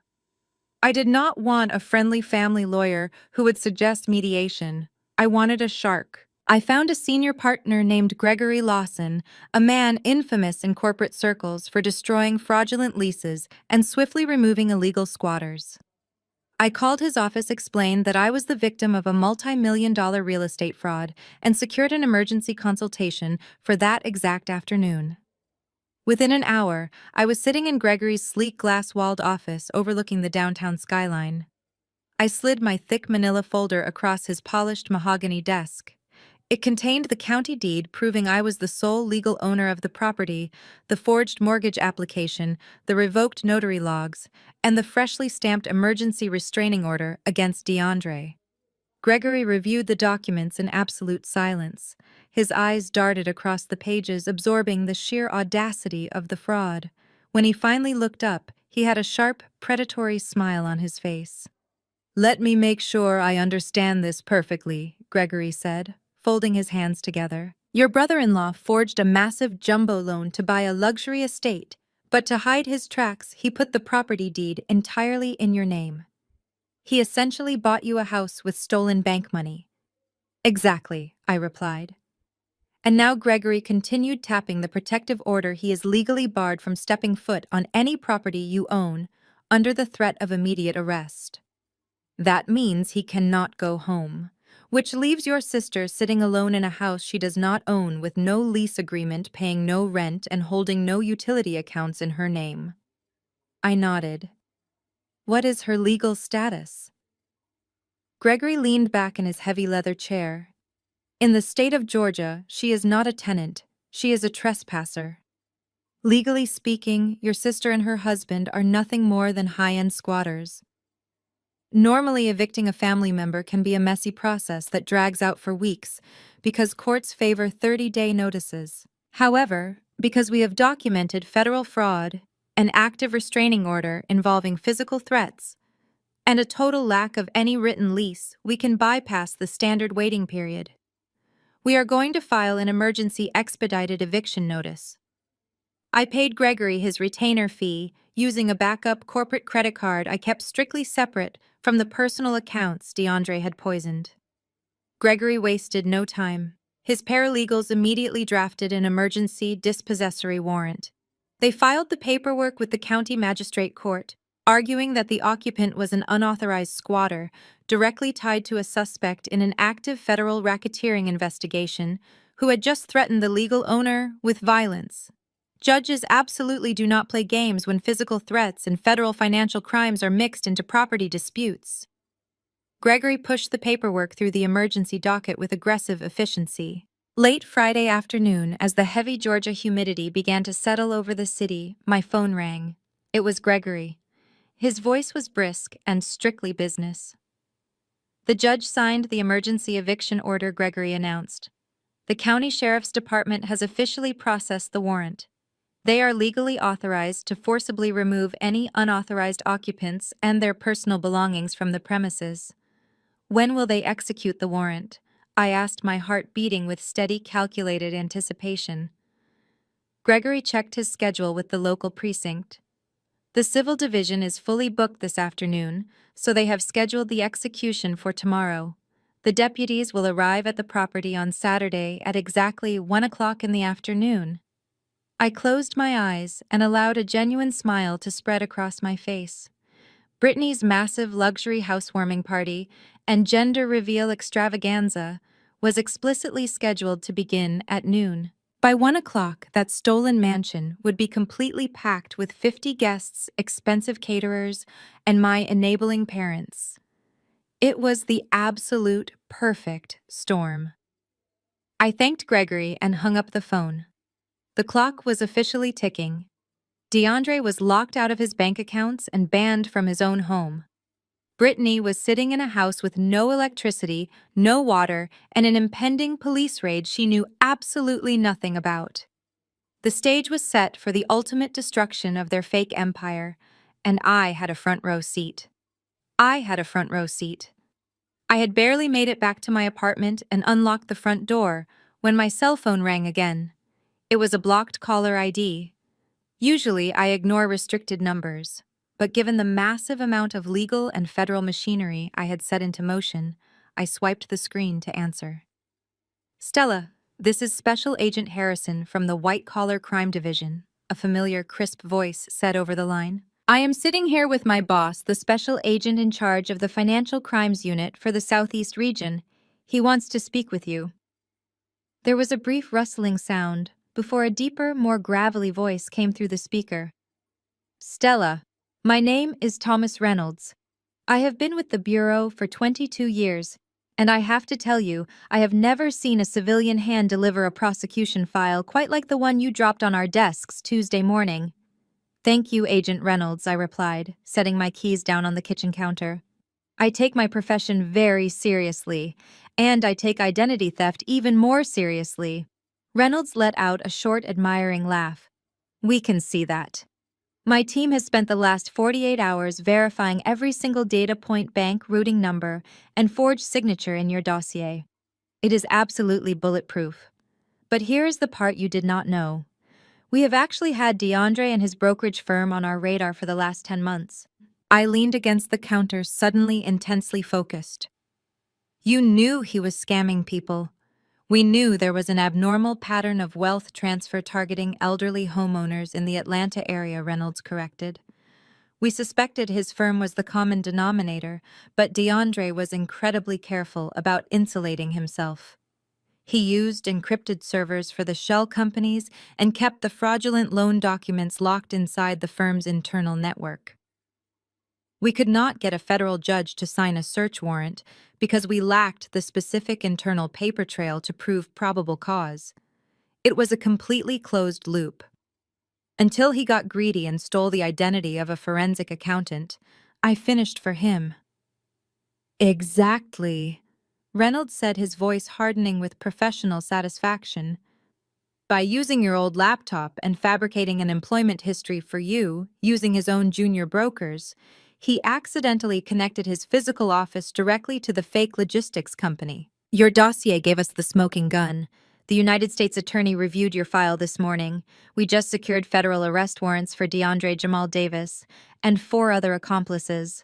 We also secured asset forfeiture warrants for all of their bank accounts and physical properties. A wave of immense relief washed over me. The system was actually working. When are you moving in? I asked.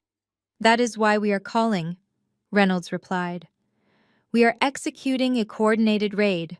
We are going to hit the brokerage firm, his associates' homes, and the Alpharetta property simultaneously, so they cannot warn each other to destroy evidence. We plan to move tomorrow afternoon. We understand from your file that there is a large event happening at the house. We want to make sure we catch DeAndre on the premises. Do you know what time the party starts? I smiled. The timing could not possibly be more perfect. The housewarming party officially begins at noon, I informed him. But there is a slight complication.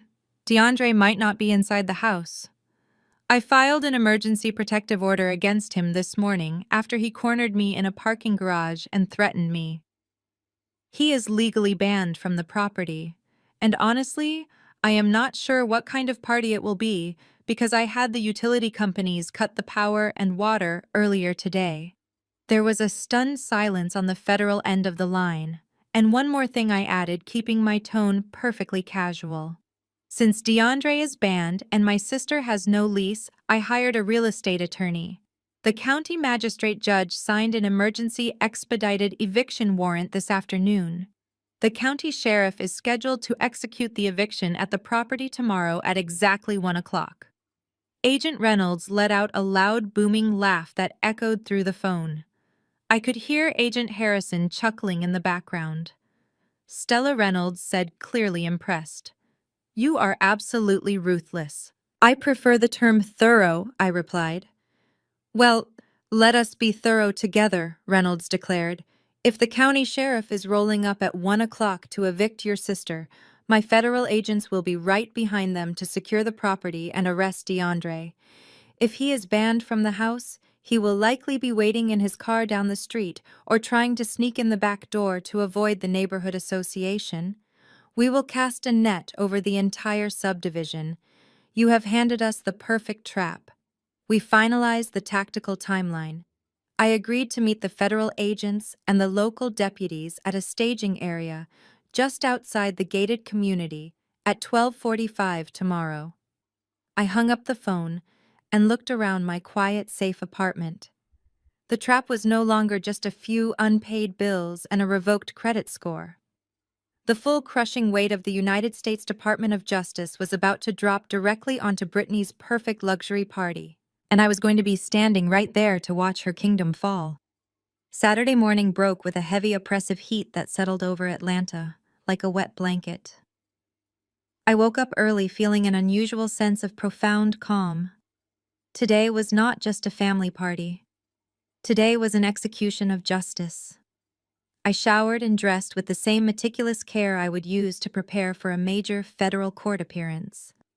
I chose a tailored navy blue blazer, sharp trousers, and comfortable flats. If I was going to walk through a crime scene, I was going to look like the professional I was. While sipping my black coffee, I opened my phone and tapped the social media icon. I navigated straight to Brittany's page. Her profile ring was already glowing pink with dozens of new updates. She was completely oblivious to the legal hurricane spinning right off her coastline. I tapped the first video. It was a time-lapse of a massive white event tent being erected in the backyard of the Alpharetta property. The next clip showed a team of florists arranging towering displays of pink and blue hydrangeas around the custom marble kitchen island. Brittany appeared in the following video, her face perfectly contoured, wearing a flowing designer maternity dress. She was holding a mocktail and smiling brightly for the camera. "Happy housewarming and gender reveal day to us," she squealed. "The catering team is here unloading the most amazing spread." DeAndre had to step out to handle a sudden work emergency, but he will be back just in time for the big reveal. I smiled softly at the screen. A sudden work emergency. That was a very creative way of explaining that her husband was legally banned from stepping foot on the driveway under the threat of immediate arrest. He was probably sitting in his car at a nearby gas station, furiously making phone calls to defense lawyers who refused to accept his frozen funds.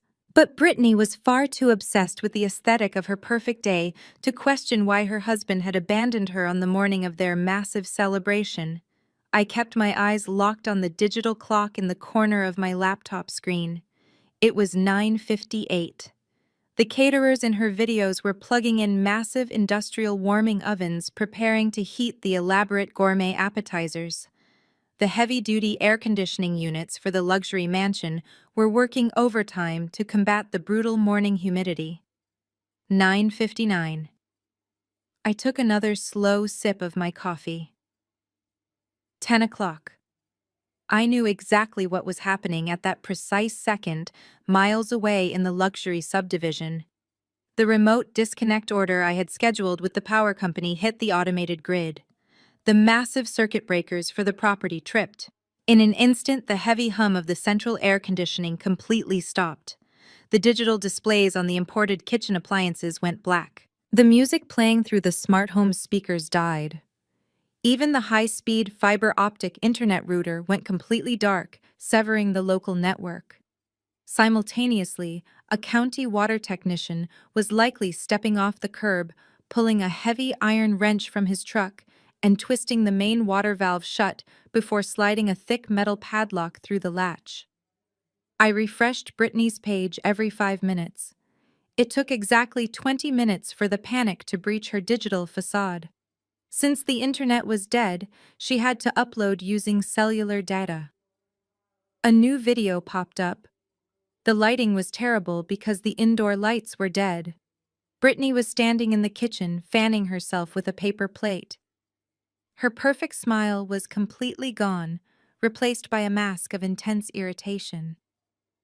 "You guys are not going to believe this," she complained to her followers, her voice dripping with annoyance. "Our entire neighborhood grid just blew out. The power is completely gone and the water pressure just dropped to 0.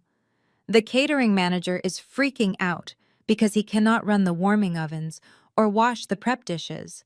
This is so unacceptable for a luxury community." I actually laughed out loud in my quiet kitchen.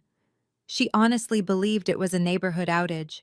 She was so insulated by her own entitlement that she never even considered the possibility that the utility companies had intentionally targeted her house. If she had simply looked out her new custom windows, she would have seen her neighbors running their sprinklers and watching television. But the most astounding part of the video was her absolute refusal to accept defeat. "I am not letting the power company ruin my perfect day," she announced, pointing a manicured finger at the camera. "We are pivoting. I told the caterers to move the chafing dishes out to the patio.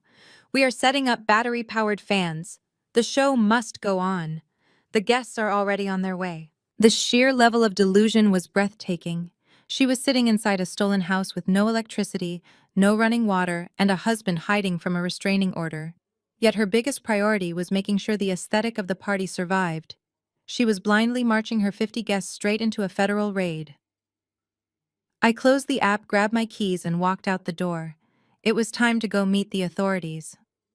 I pulled into the parking lot of a quiet strip mall just 2 miles outside the iron gates of the Alpharetta subdivision.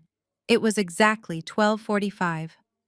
The midday heat was punishing baking the asphalt, but I felt completely chilled. Parked at the far end of the lot were 3 large unmarked black SUVs with heavily tinted windows. Idling right next to them were 2 fully marked county sheriff cruisers. I parked my car and walked toward the lead SUV. The driver's side door opened and Special Agent Reynolds stepped out. He was a tall, imposing man with graying hair and an aura of absolute authority. Special Agent Harrison stepped out of the passenger side holding a thick clipboard. A uniformed county sheriff deputy walked over to join us, his hand resting casually on his utility belt. "We have a perimeter team already sitting outside the subdivision," Reynolds said, his voice low and strictly professional. We ran the license plates of the cars parked on the street. DeAndre is not parked in the open, but we have an undercover unit watching the back service road. We believe he is hiding inside a silver sedan parked near the community golf course waiting for the party to get crowded so he can slip through the backyard and avoid your restraining order. The county deputy pulled the emergency eviction warrant from his vest pocket. "My orders are to secure the property and remove the unauthorized occupants," he stated. "If the husband is banned and the wife has no lease, we clear the house. You federal agents can have whoever you want, but the physical property belongs to her." He nodded respectfully in my direction. We synchronized our watches. At 12:55, the convoy rolled out. I got back into my car and followed closely behind the heavy black SUVs. When we reached the main entrance of the gated community, the private security guard took one look at the federal plates. His eyes widened and he immediately raised the barrier without asking a single question. As we turned onto Oakwood Trace, the scene was almost painfully pathetic. A massive white event tent was erected in the backyard of my stolen mansion. Cars belonging to 50 wealthy suburbanites lined the street. The guests were dressed in expensive pastel summer clothes, standing around the driveway, and the front lawn fanning themselves aggressively with paper napkins. They were sweating heavily in the brutal Georgia heat, because the house had no air conditioning. I could see my parents, Richard and Patricia, standing near the front porch. They were desperately trying to play the roles of proud hosts. Patricia was forcing a strained, terrified smile while handing out lukewarm bottled water from a melting cooler. Richard was frantically arguing with the catering manager on the side patio. The caterers looked absolutely miserable trying to serve expensive hot appetizers from folding tables because the custom Italian marble kitchen was completely dead. At exactly 1 o'clock, the tense, uncomfortable suburban atmosphere shattered. The federal agents did not approach quietly.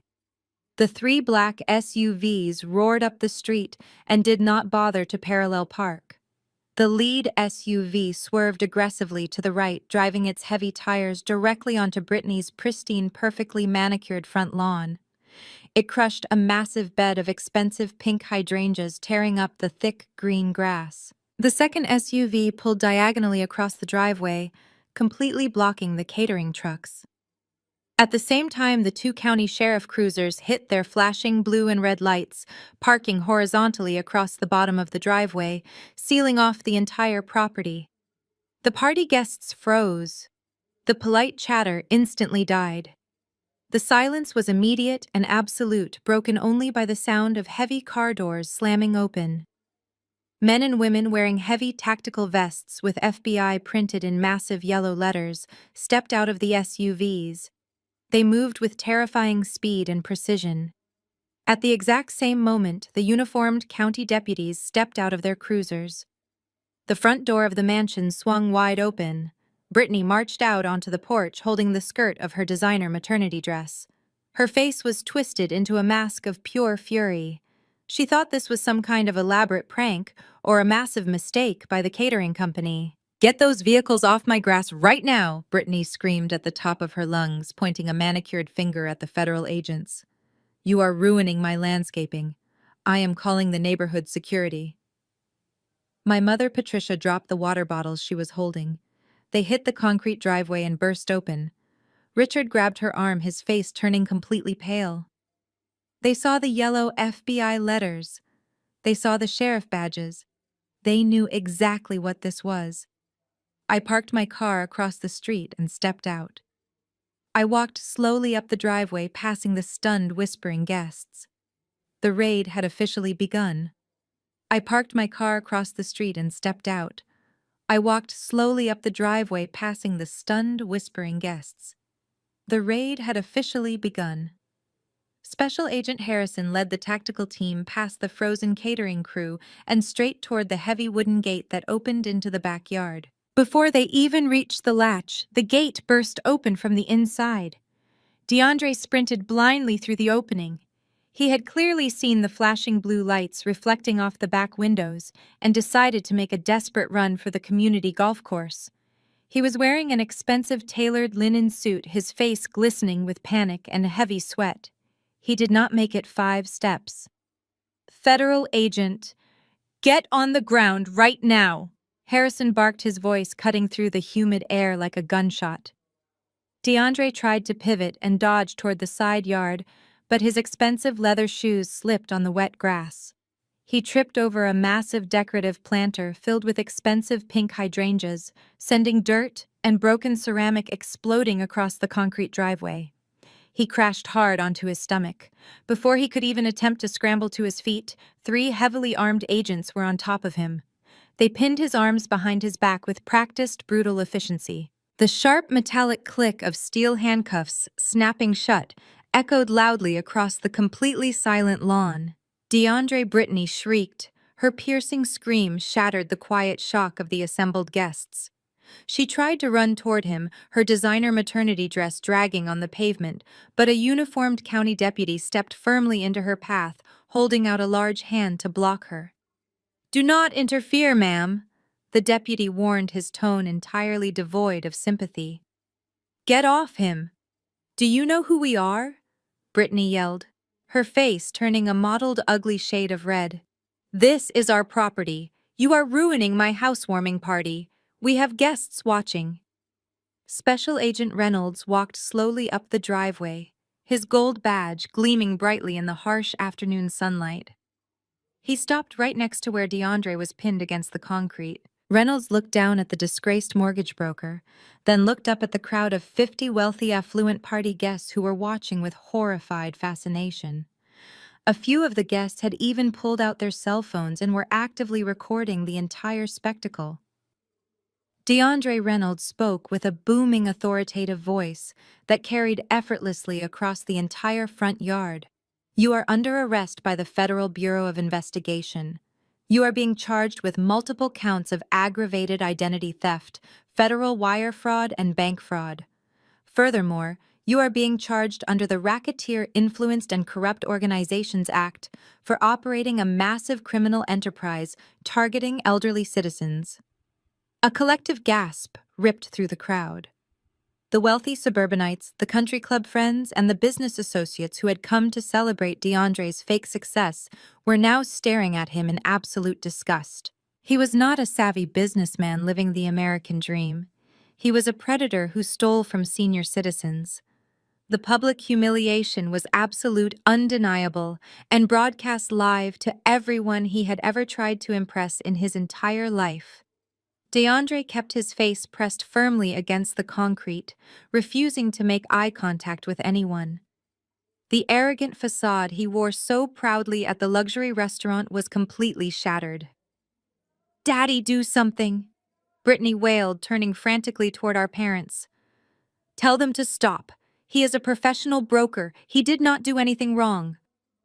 Richard, desperately trying to maintain some semblance of patriarchal control over the rapidly collapsing situation, puffed out his chest and marched toward Special Agent Reynolds.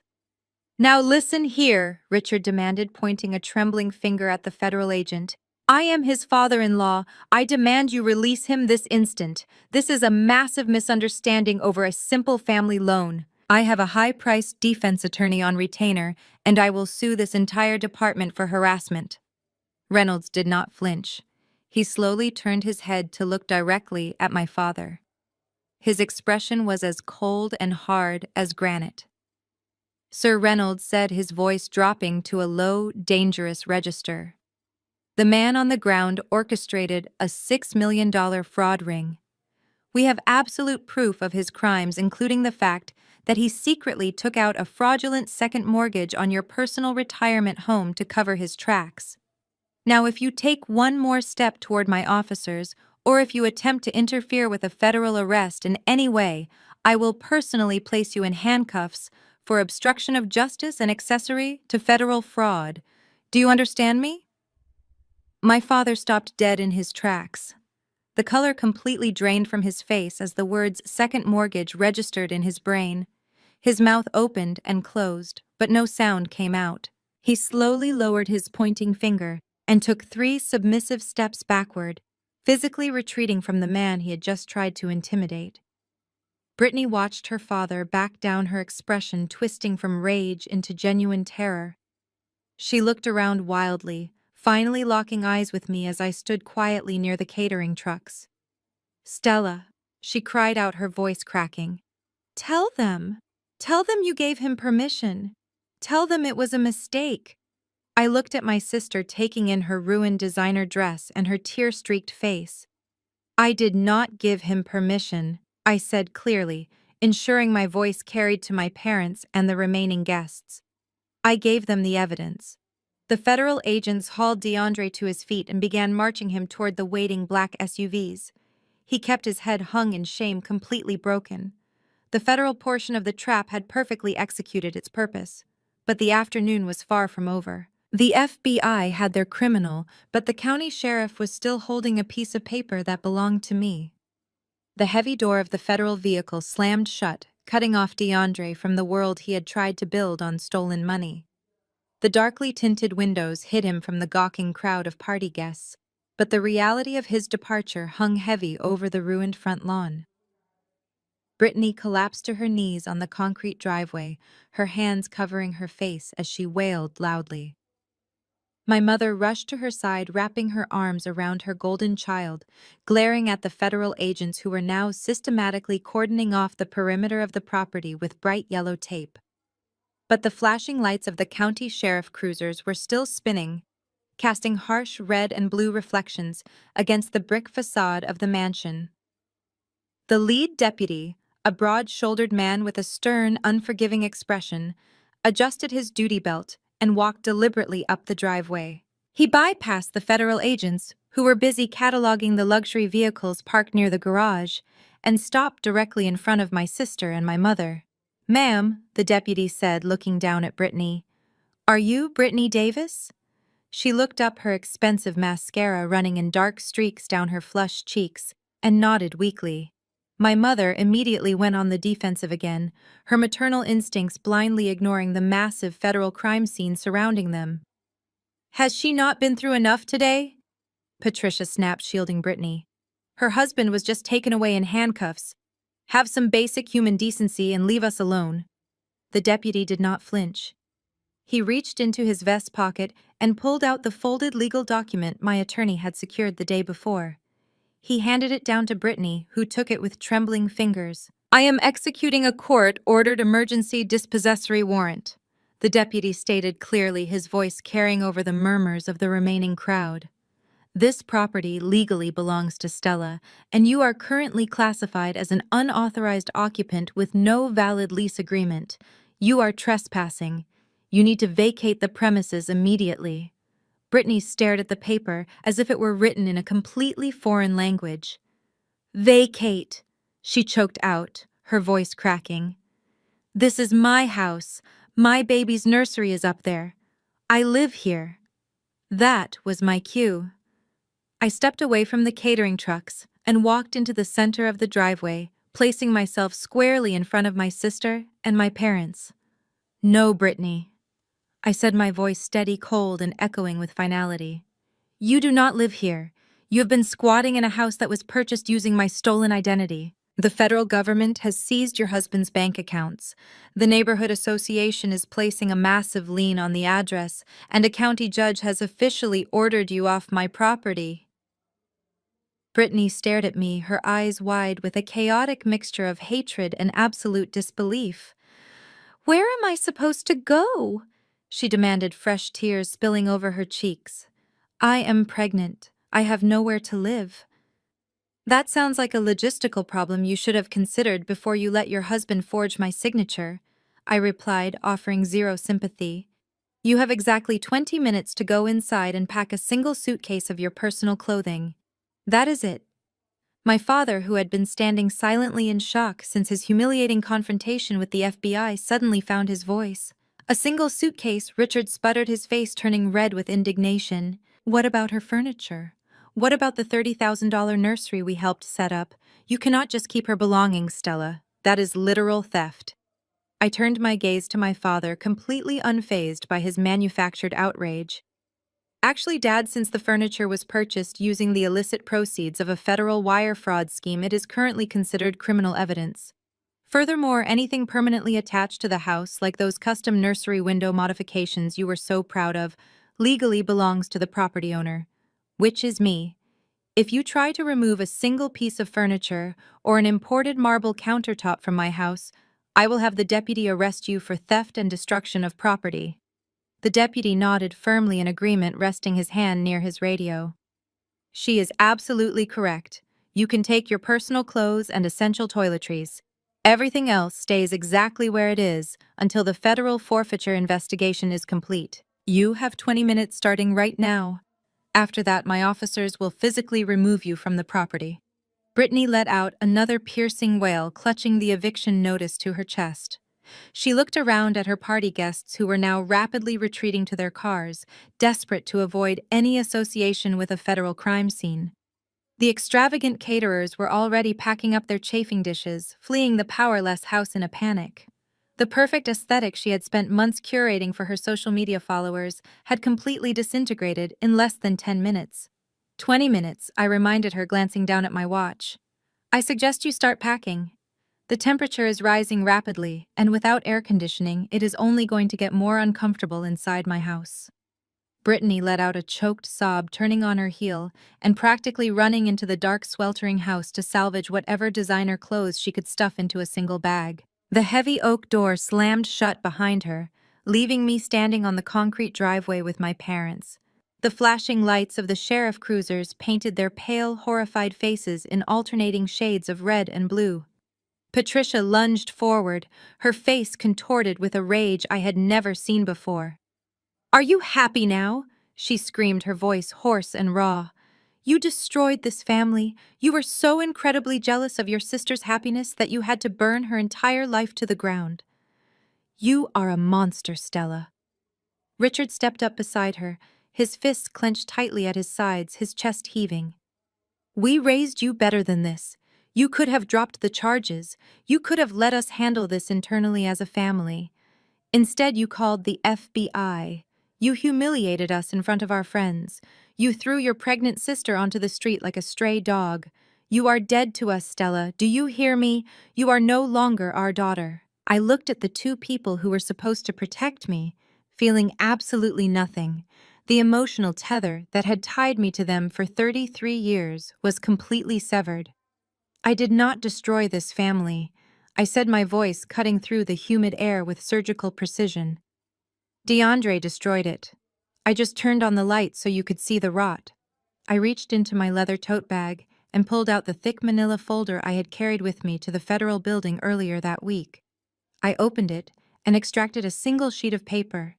It was not a police report, and it was not an eviction notice. It was a certified property record from the county clerk's office. I held the paper out toward my father. "Agent Reynolds tried to warn you a few minutes ago, but you were too busy defending a criminal to listen to him. I suggest you read this, carefully." Richard snatched the paper from my hand, his eyes scanning the dense legal text. Patricia leaned over his shoulder, her brow furrowed in angry confusion. I watched as the righteous indignation in my father's eyes slowly morphed into total, unadulterated horror. His hands began to shake so violently that the heavy paper rattled in the quiet afternoon air. "What is this?" Patricia whispered, her voice trembling as she looked at her husband's terrified face. "Richard, what does it say?"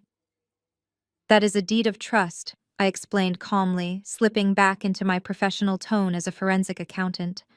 When DeAndre realized the massive jumbo loan in my name was going to require substantial cash reserves to pass the initial underwriting, he needed liquid assets fast.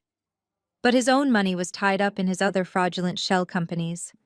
So he looked for an easier target. Someone who trusted him completely.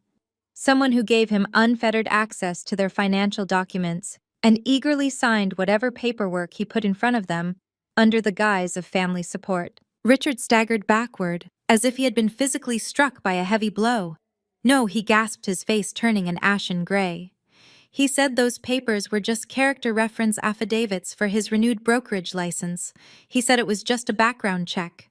"He lied," I said, delivering the final crushing blow without a single ounce of hesitation.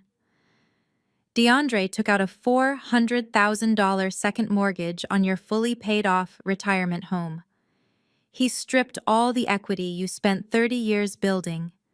And because you willingly gave him your signatures, handed over your social security numbers, and authorized him as your financial representative, the bank considers it a completely valid, legally binding loan.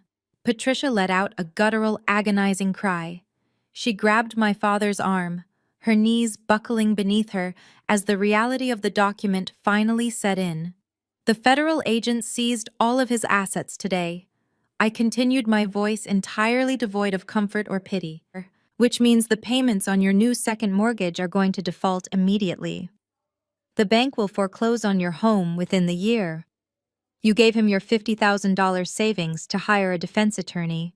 You handed him your retirement equity. You willingly sacrificed my career and my future to protect his reputation.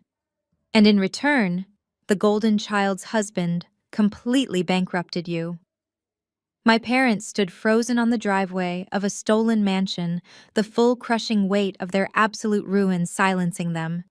They had lost their life savings. They had lost their home. They had lost their dignity in front of their entire social circle. There was no one left to blame, no scapegoat left to attack. I looked at them one last time, taking a mental photograph of the exact moment they realized their misplaced loyalty had cost them everything. I turned away from them, walking back toward my car parked across the street. I did not look back when the front door opened and my sister emerged with a single suitcase crying into the humid Georgia air. I started my car engine, the air conditioning blasting a welcome relief against the stifling afternoon heat, and drove away from the subdivision. I left them standing on the driveway, surrounded by the flashing lights of law enforcement and the shattered remnants of their fake empire. That was the absolute last time I ever saw them in person outside of a courtroom. 6 months later, the federal justice system delivered its final crushing verdict. Because of the overwhelming mountain of digital evidence I had provided, and the testimonies of the 6 elderly victims whose lives he had actively tried to ruin, DeAndre did not even attempt to fight the charges. His high-priced defense attorney, the one my parents had paid for, dropped him the moment the federal government froze the retainer funds. DeAndre was forced to use a public defender and ultimately took a plea deal to avoid a massive trial. I sat in the back row of the federal courthouse during his sentencing hearing. He looked completely unrecognizable. The tailored designer suits and the arrogant, sneering smile were gone, replaced by a drab orange jumpsuit and the hollow, terrified eyes of a man who finally understood the consequences of his greed. Harold Jenkins and Margaret Sullivan, 2 of the elderly victims whose equity he tried to steal, sat in the front row watching him face justice. The federal judge did not show a single ounce of leniency. DeAndre was sentenced to 12 years in a federal penitentiary with no possibility of early parole and ordered to pay millions in total restitution. When the bailiff led him away in handcuffs, he did not look back at the gallery. Brittany was not in the courtroom to support him. She was entirely preoccupied with her own miserable reality. Without DeAndre's stolen income, and with the neighborhood association placing a massive lien on the Alpharetta property, the bank formally took possession of the house. My parents suffered the exact same fate. Because of the fraudulent second mortgage DeAndre had strapped to their retirement home, they defaulted within weeks. The bank foreclosed, wiping out 30 years of their hard-earned equity. They were forced to file for total Chapter 7 bankruptcy. Today, my family lives in a cramped 2-bedroom apartment on the industrial outskirts of the city. The building is notorious for its mold problems, thin walls, and broken elevators. Brittany's social media accounts, once a curated feed of fake luxury and arrogant bragging, were permanently deleted the day the eviction happened. The influencers and wealthy friends she tried so desperately to impress abandoned her instantly. She is now a single mother to a newborn baby, completely stripped of the lavish lifestyle she believed was her birthright. There is no $30,000 custom nursery. Her baby sleeps in a second-hand crib squeezed into the corner of a tiny room she shares with my parents. Richard and Patricia, who had spent their entire lives cultivating an image of affluent suburban superiority, are now facing the harsh reality of extreme poverty at 65 years old. To keep the lights on and buy groceries, they were both forced out of retirement. The stress has aged them both a decade in a matter of months. My father, who used to boast about his country club membership, now works the early morning shift, stocking heavy boxes at a massive discount retail store. My mother, who once looked down on anyone who did not wear designer labels, spends her days standing behind a cash register at a local pharmacy scanning coupons and dealing with angry customers for minimum wage. The most tragic part of their situation is not the loss of money, but the absolute destruction of their relationships. According to the few extended family members who still speak to them, Their apartment is a miserable, toxic war zone. They are locked in an endless cycle of vicious blame. Brittany screams at my parents for introducing her to DeAndre and failing to protect her financial future. My parents scream at Brittany for being so demanding and materialistic that she drove her husband to commit federal fraud. They blame the economy, they blame the government, and they blame the banks. The only person they actively avoid blaming is themselves. They sit in their cramped, humid apartment surrounded by the consequences of their own absolute greed and refuse to accept any responsibility. They chose to enable a golden child. They chose to fund a criminal. They chose to sacrifice my future to protect their image. And the universe rewarded their choices with complete and utter ruin. I know all of this because my mother occasionally tries to leave me desperate weeping voicemails from burner phones begging for financial help. She tries to weaponize my niece, claiming the baby is suffering because of my stubbornness. It is the exact same manipulation tactic she used when she demanded I let them steal my credit score. I never answer the calls. I listen to the voicemails once, delete them, and block the numbers. The boundaries I set on that sweltering Saturday afternoon in the driveway are absolute. Because while they were trapped in that miserable cycle, my life took a completely different trajectory. The federal investigation did not just put DeAndre behind bars, it completely vindicated me. About 3 weeks after the dramatic raid at the Alpharetta mansion, I received an official federal decree from the United States Department of Justice, signed directly by a federal judge. This document legally declared me a victim of aggravated identity theft and completely voided the fraudulent $860,000 jumbo loan. I forwarded the decree to the major credit bureaus, and within 48 hours, the catastrophic damage to my financial profile was completely erased. My credit score shot right back up to a pristine 810. But the absolute best part of the legal fallout was the house itself. Since DeAndre had been arrogant enough to place the property deed entirely in my name, and because I had been the key informant who handed the FBI their entire racketeering case on a silver platter, the federal prosecutors and Chase Bank came to a unique agreement with my attorney. The bank did not want to go through the lengthy, expensive process of a formal foreclosure and federal asset seizure. Instead, they recognized my legal ownership of the property and allowed me to put the mansion on the market through a traditional real estate agent. The housing market in that exclusive Alpharetta subdivision had surged over the past year. When we finally closed the sale, the property did not just sell for the original loan amount.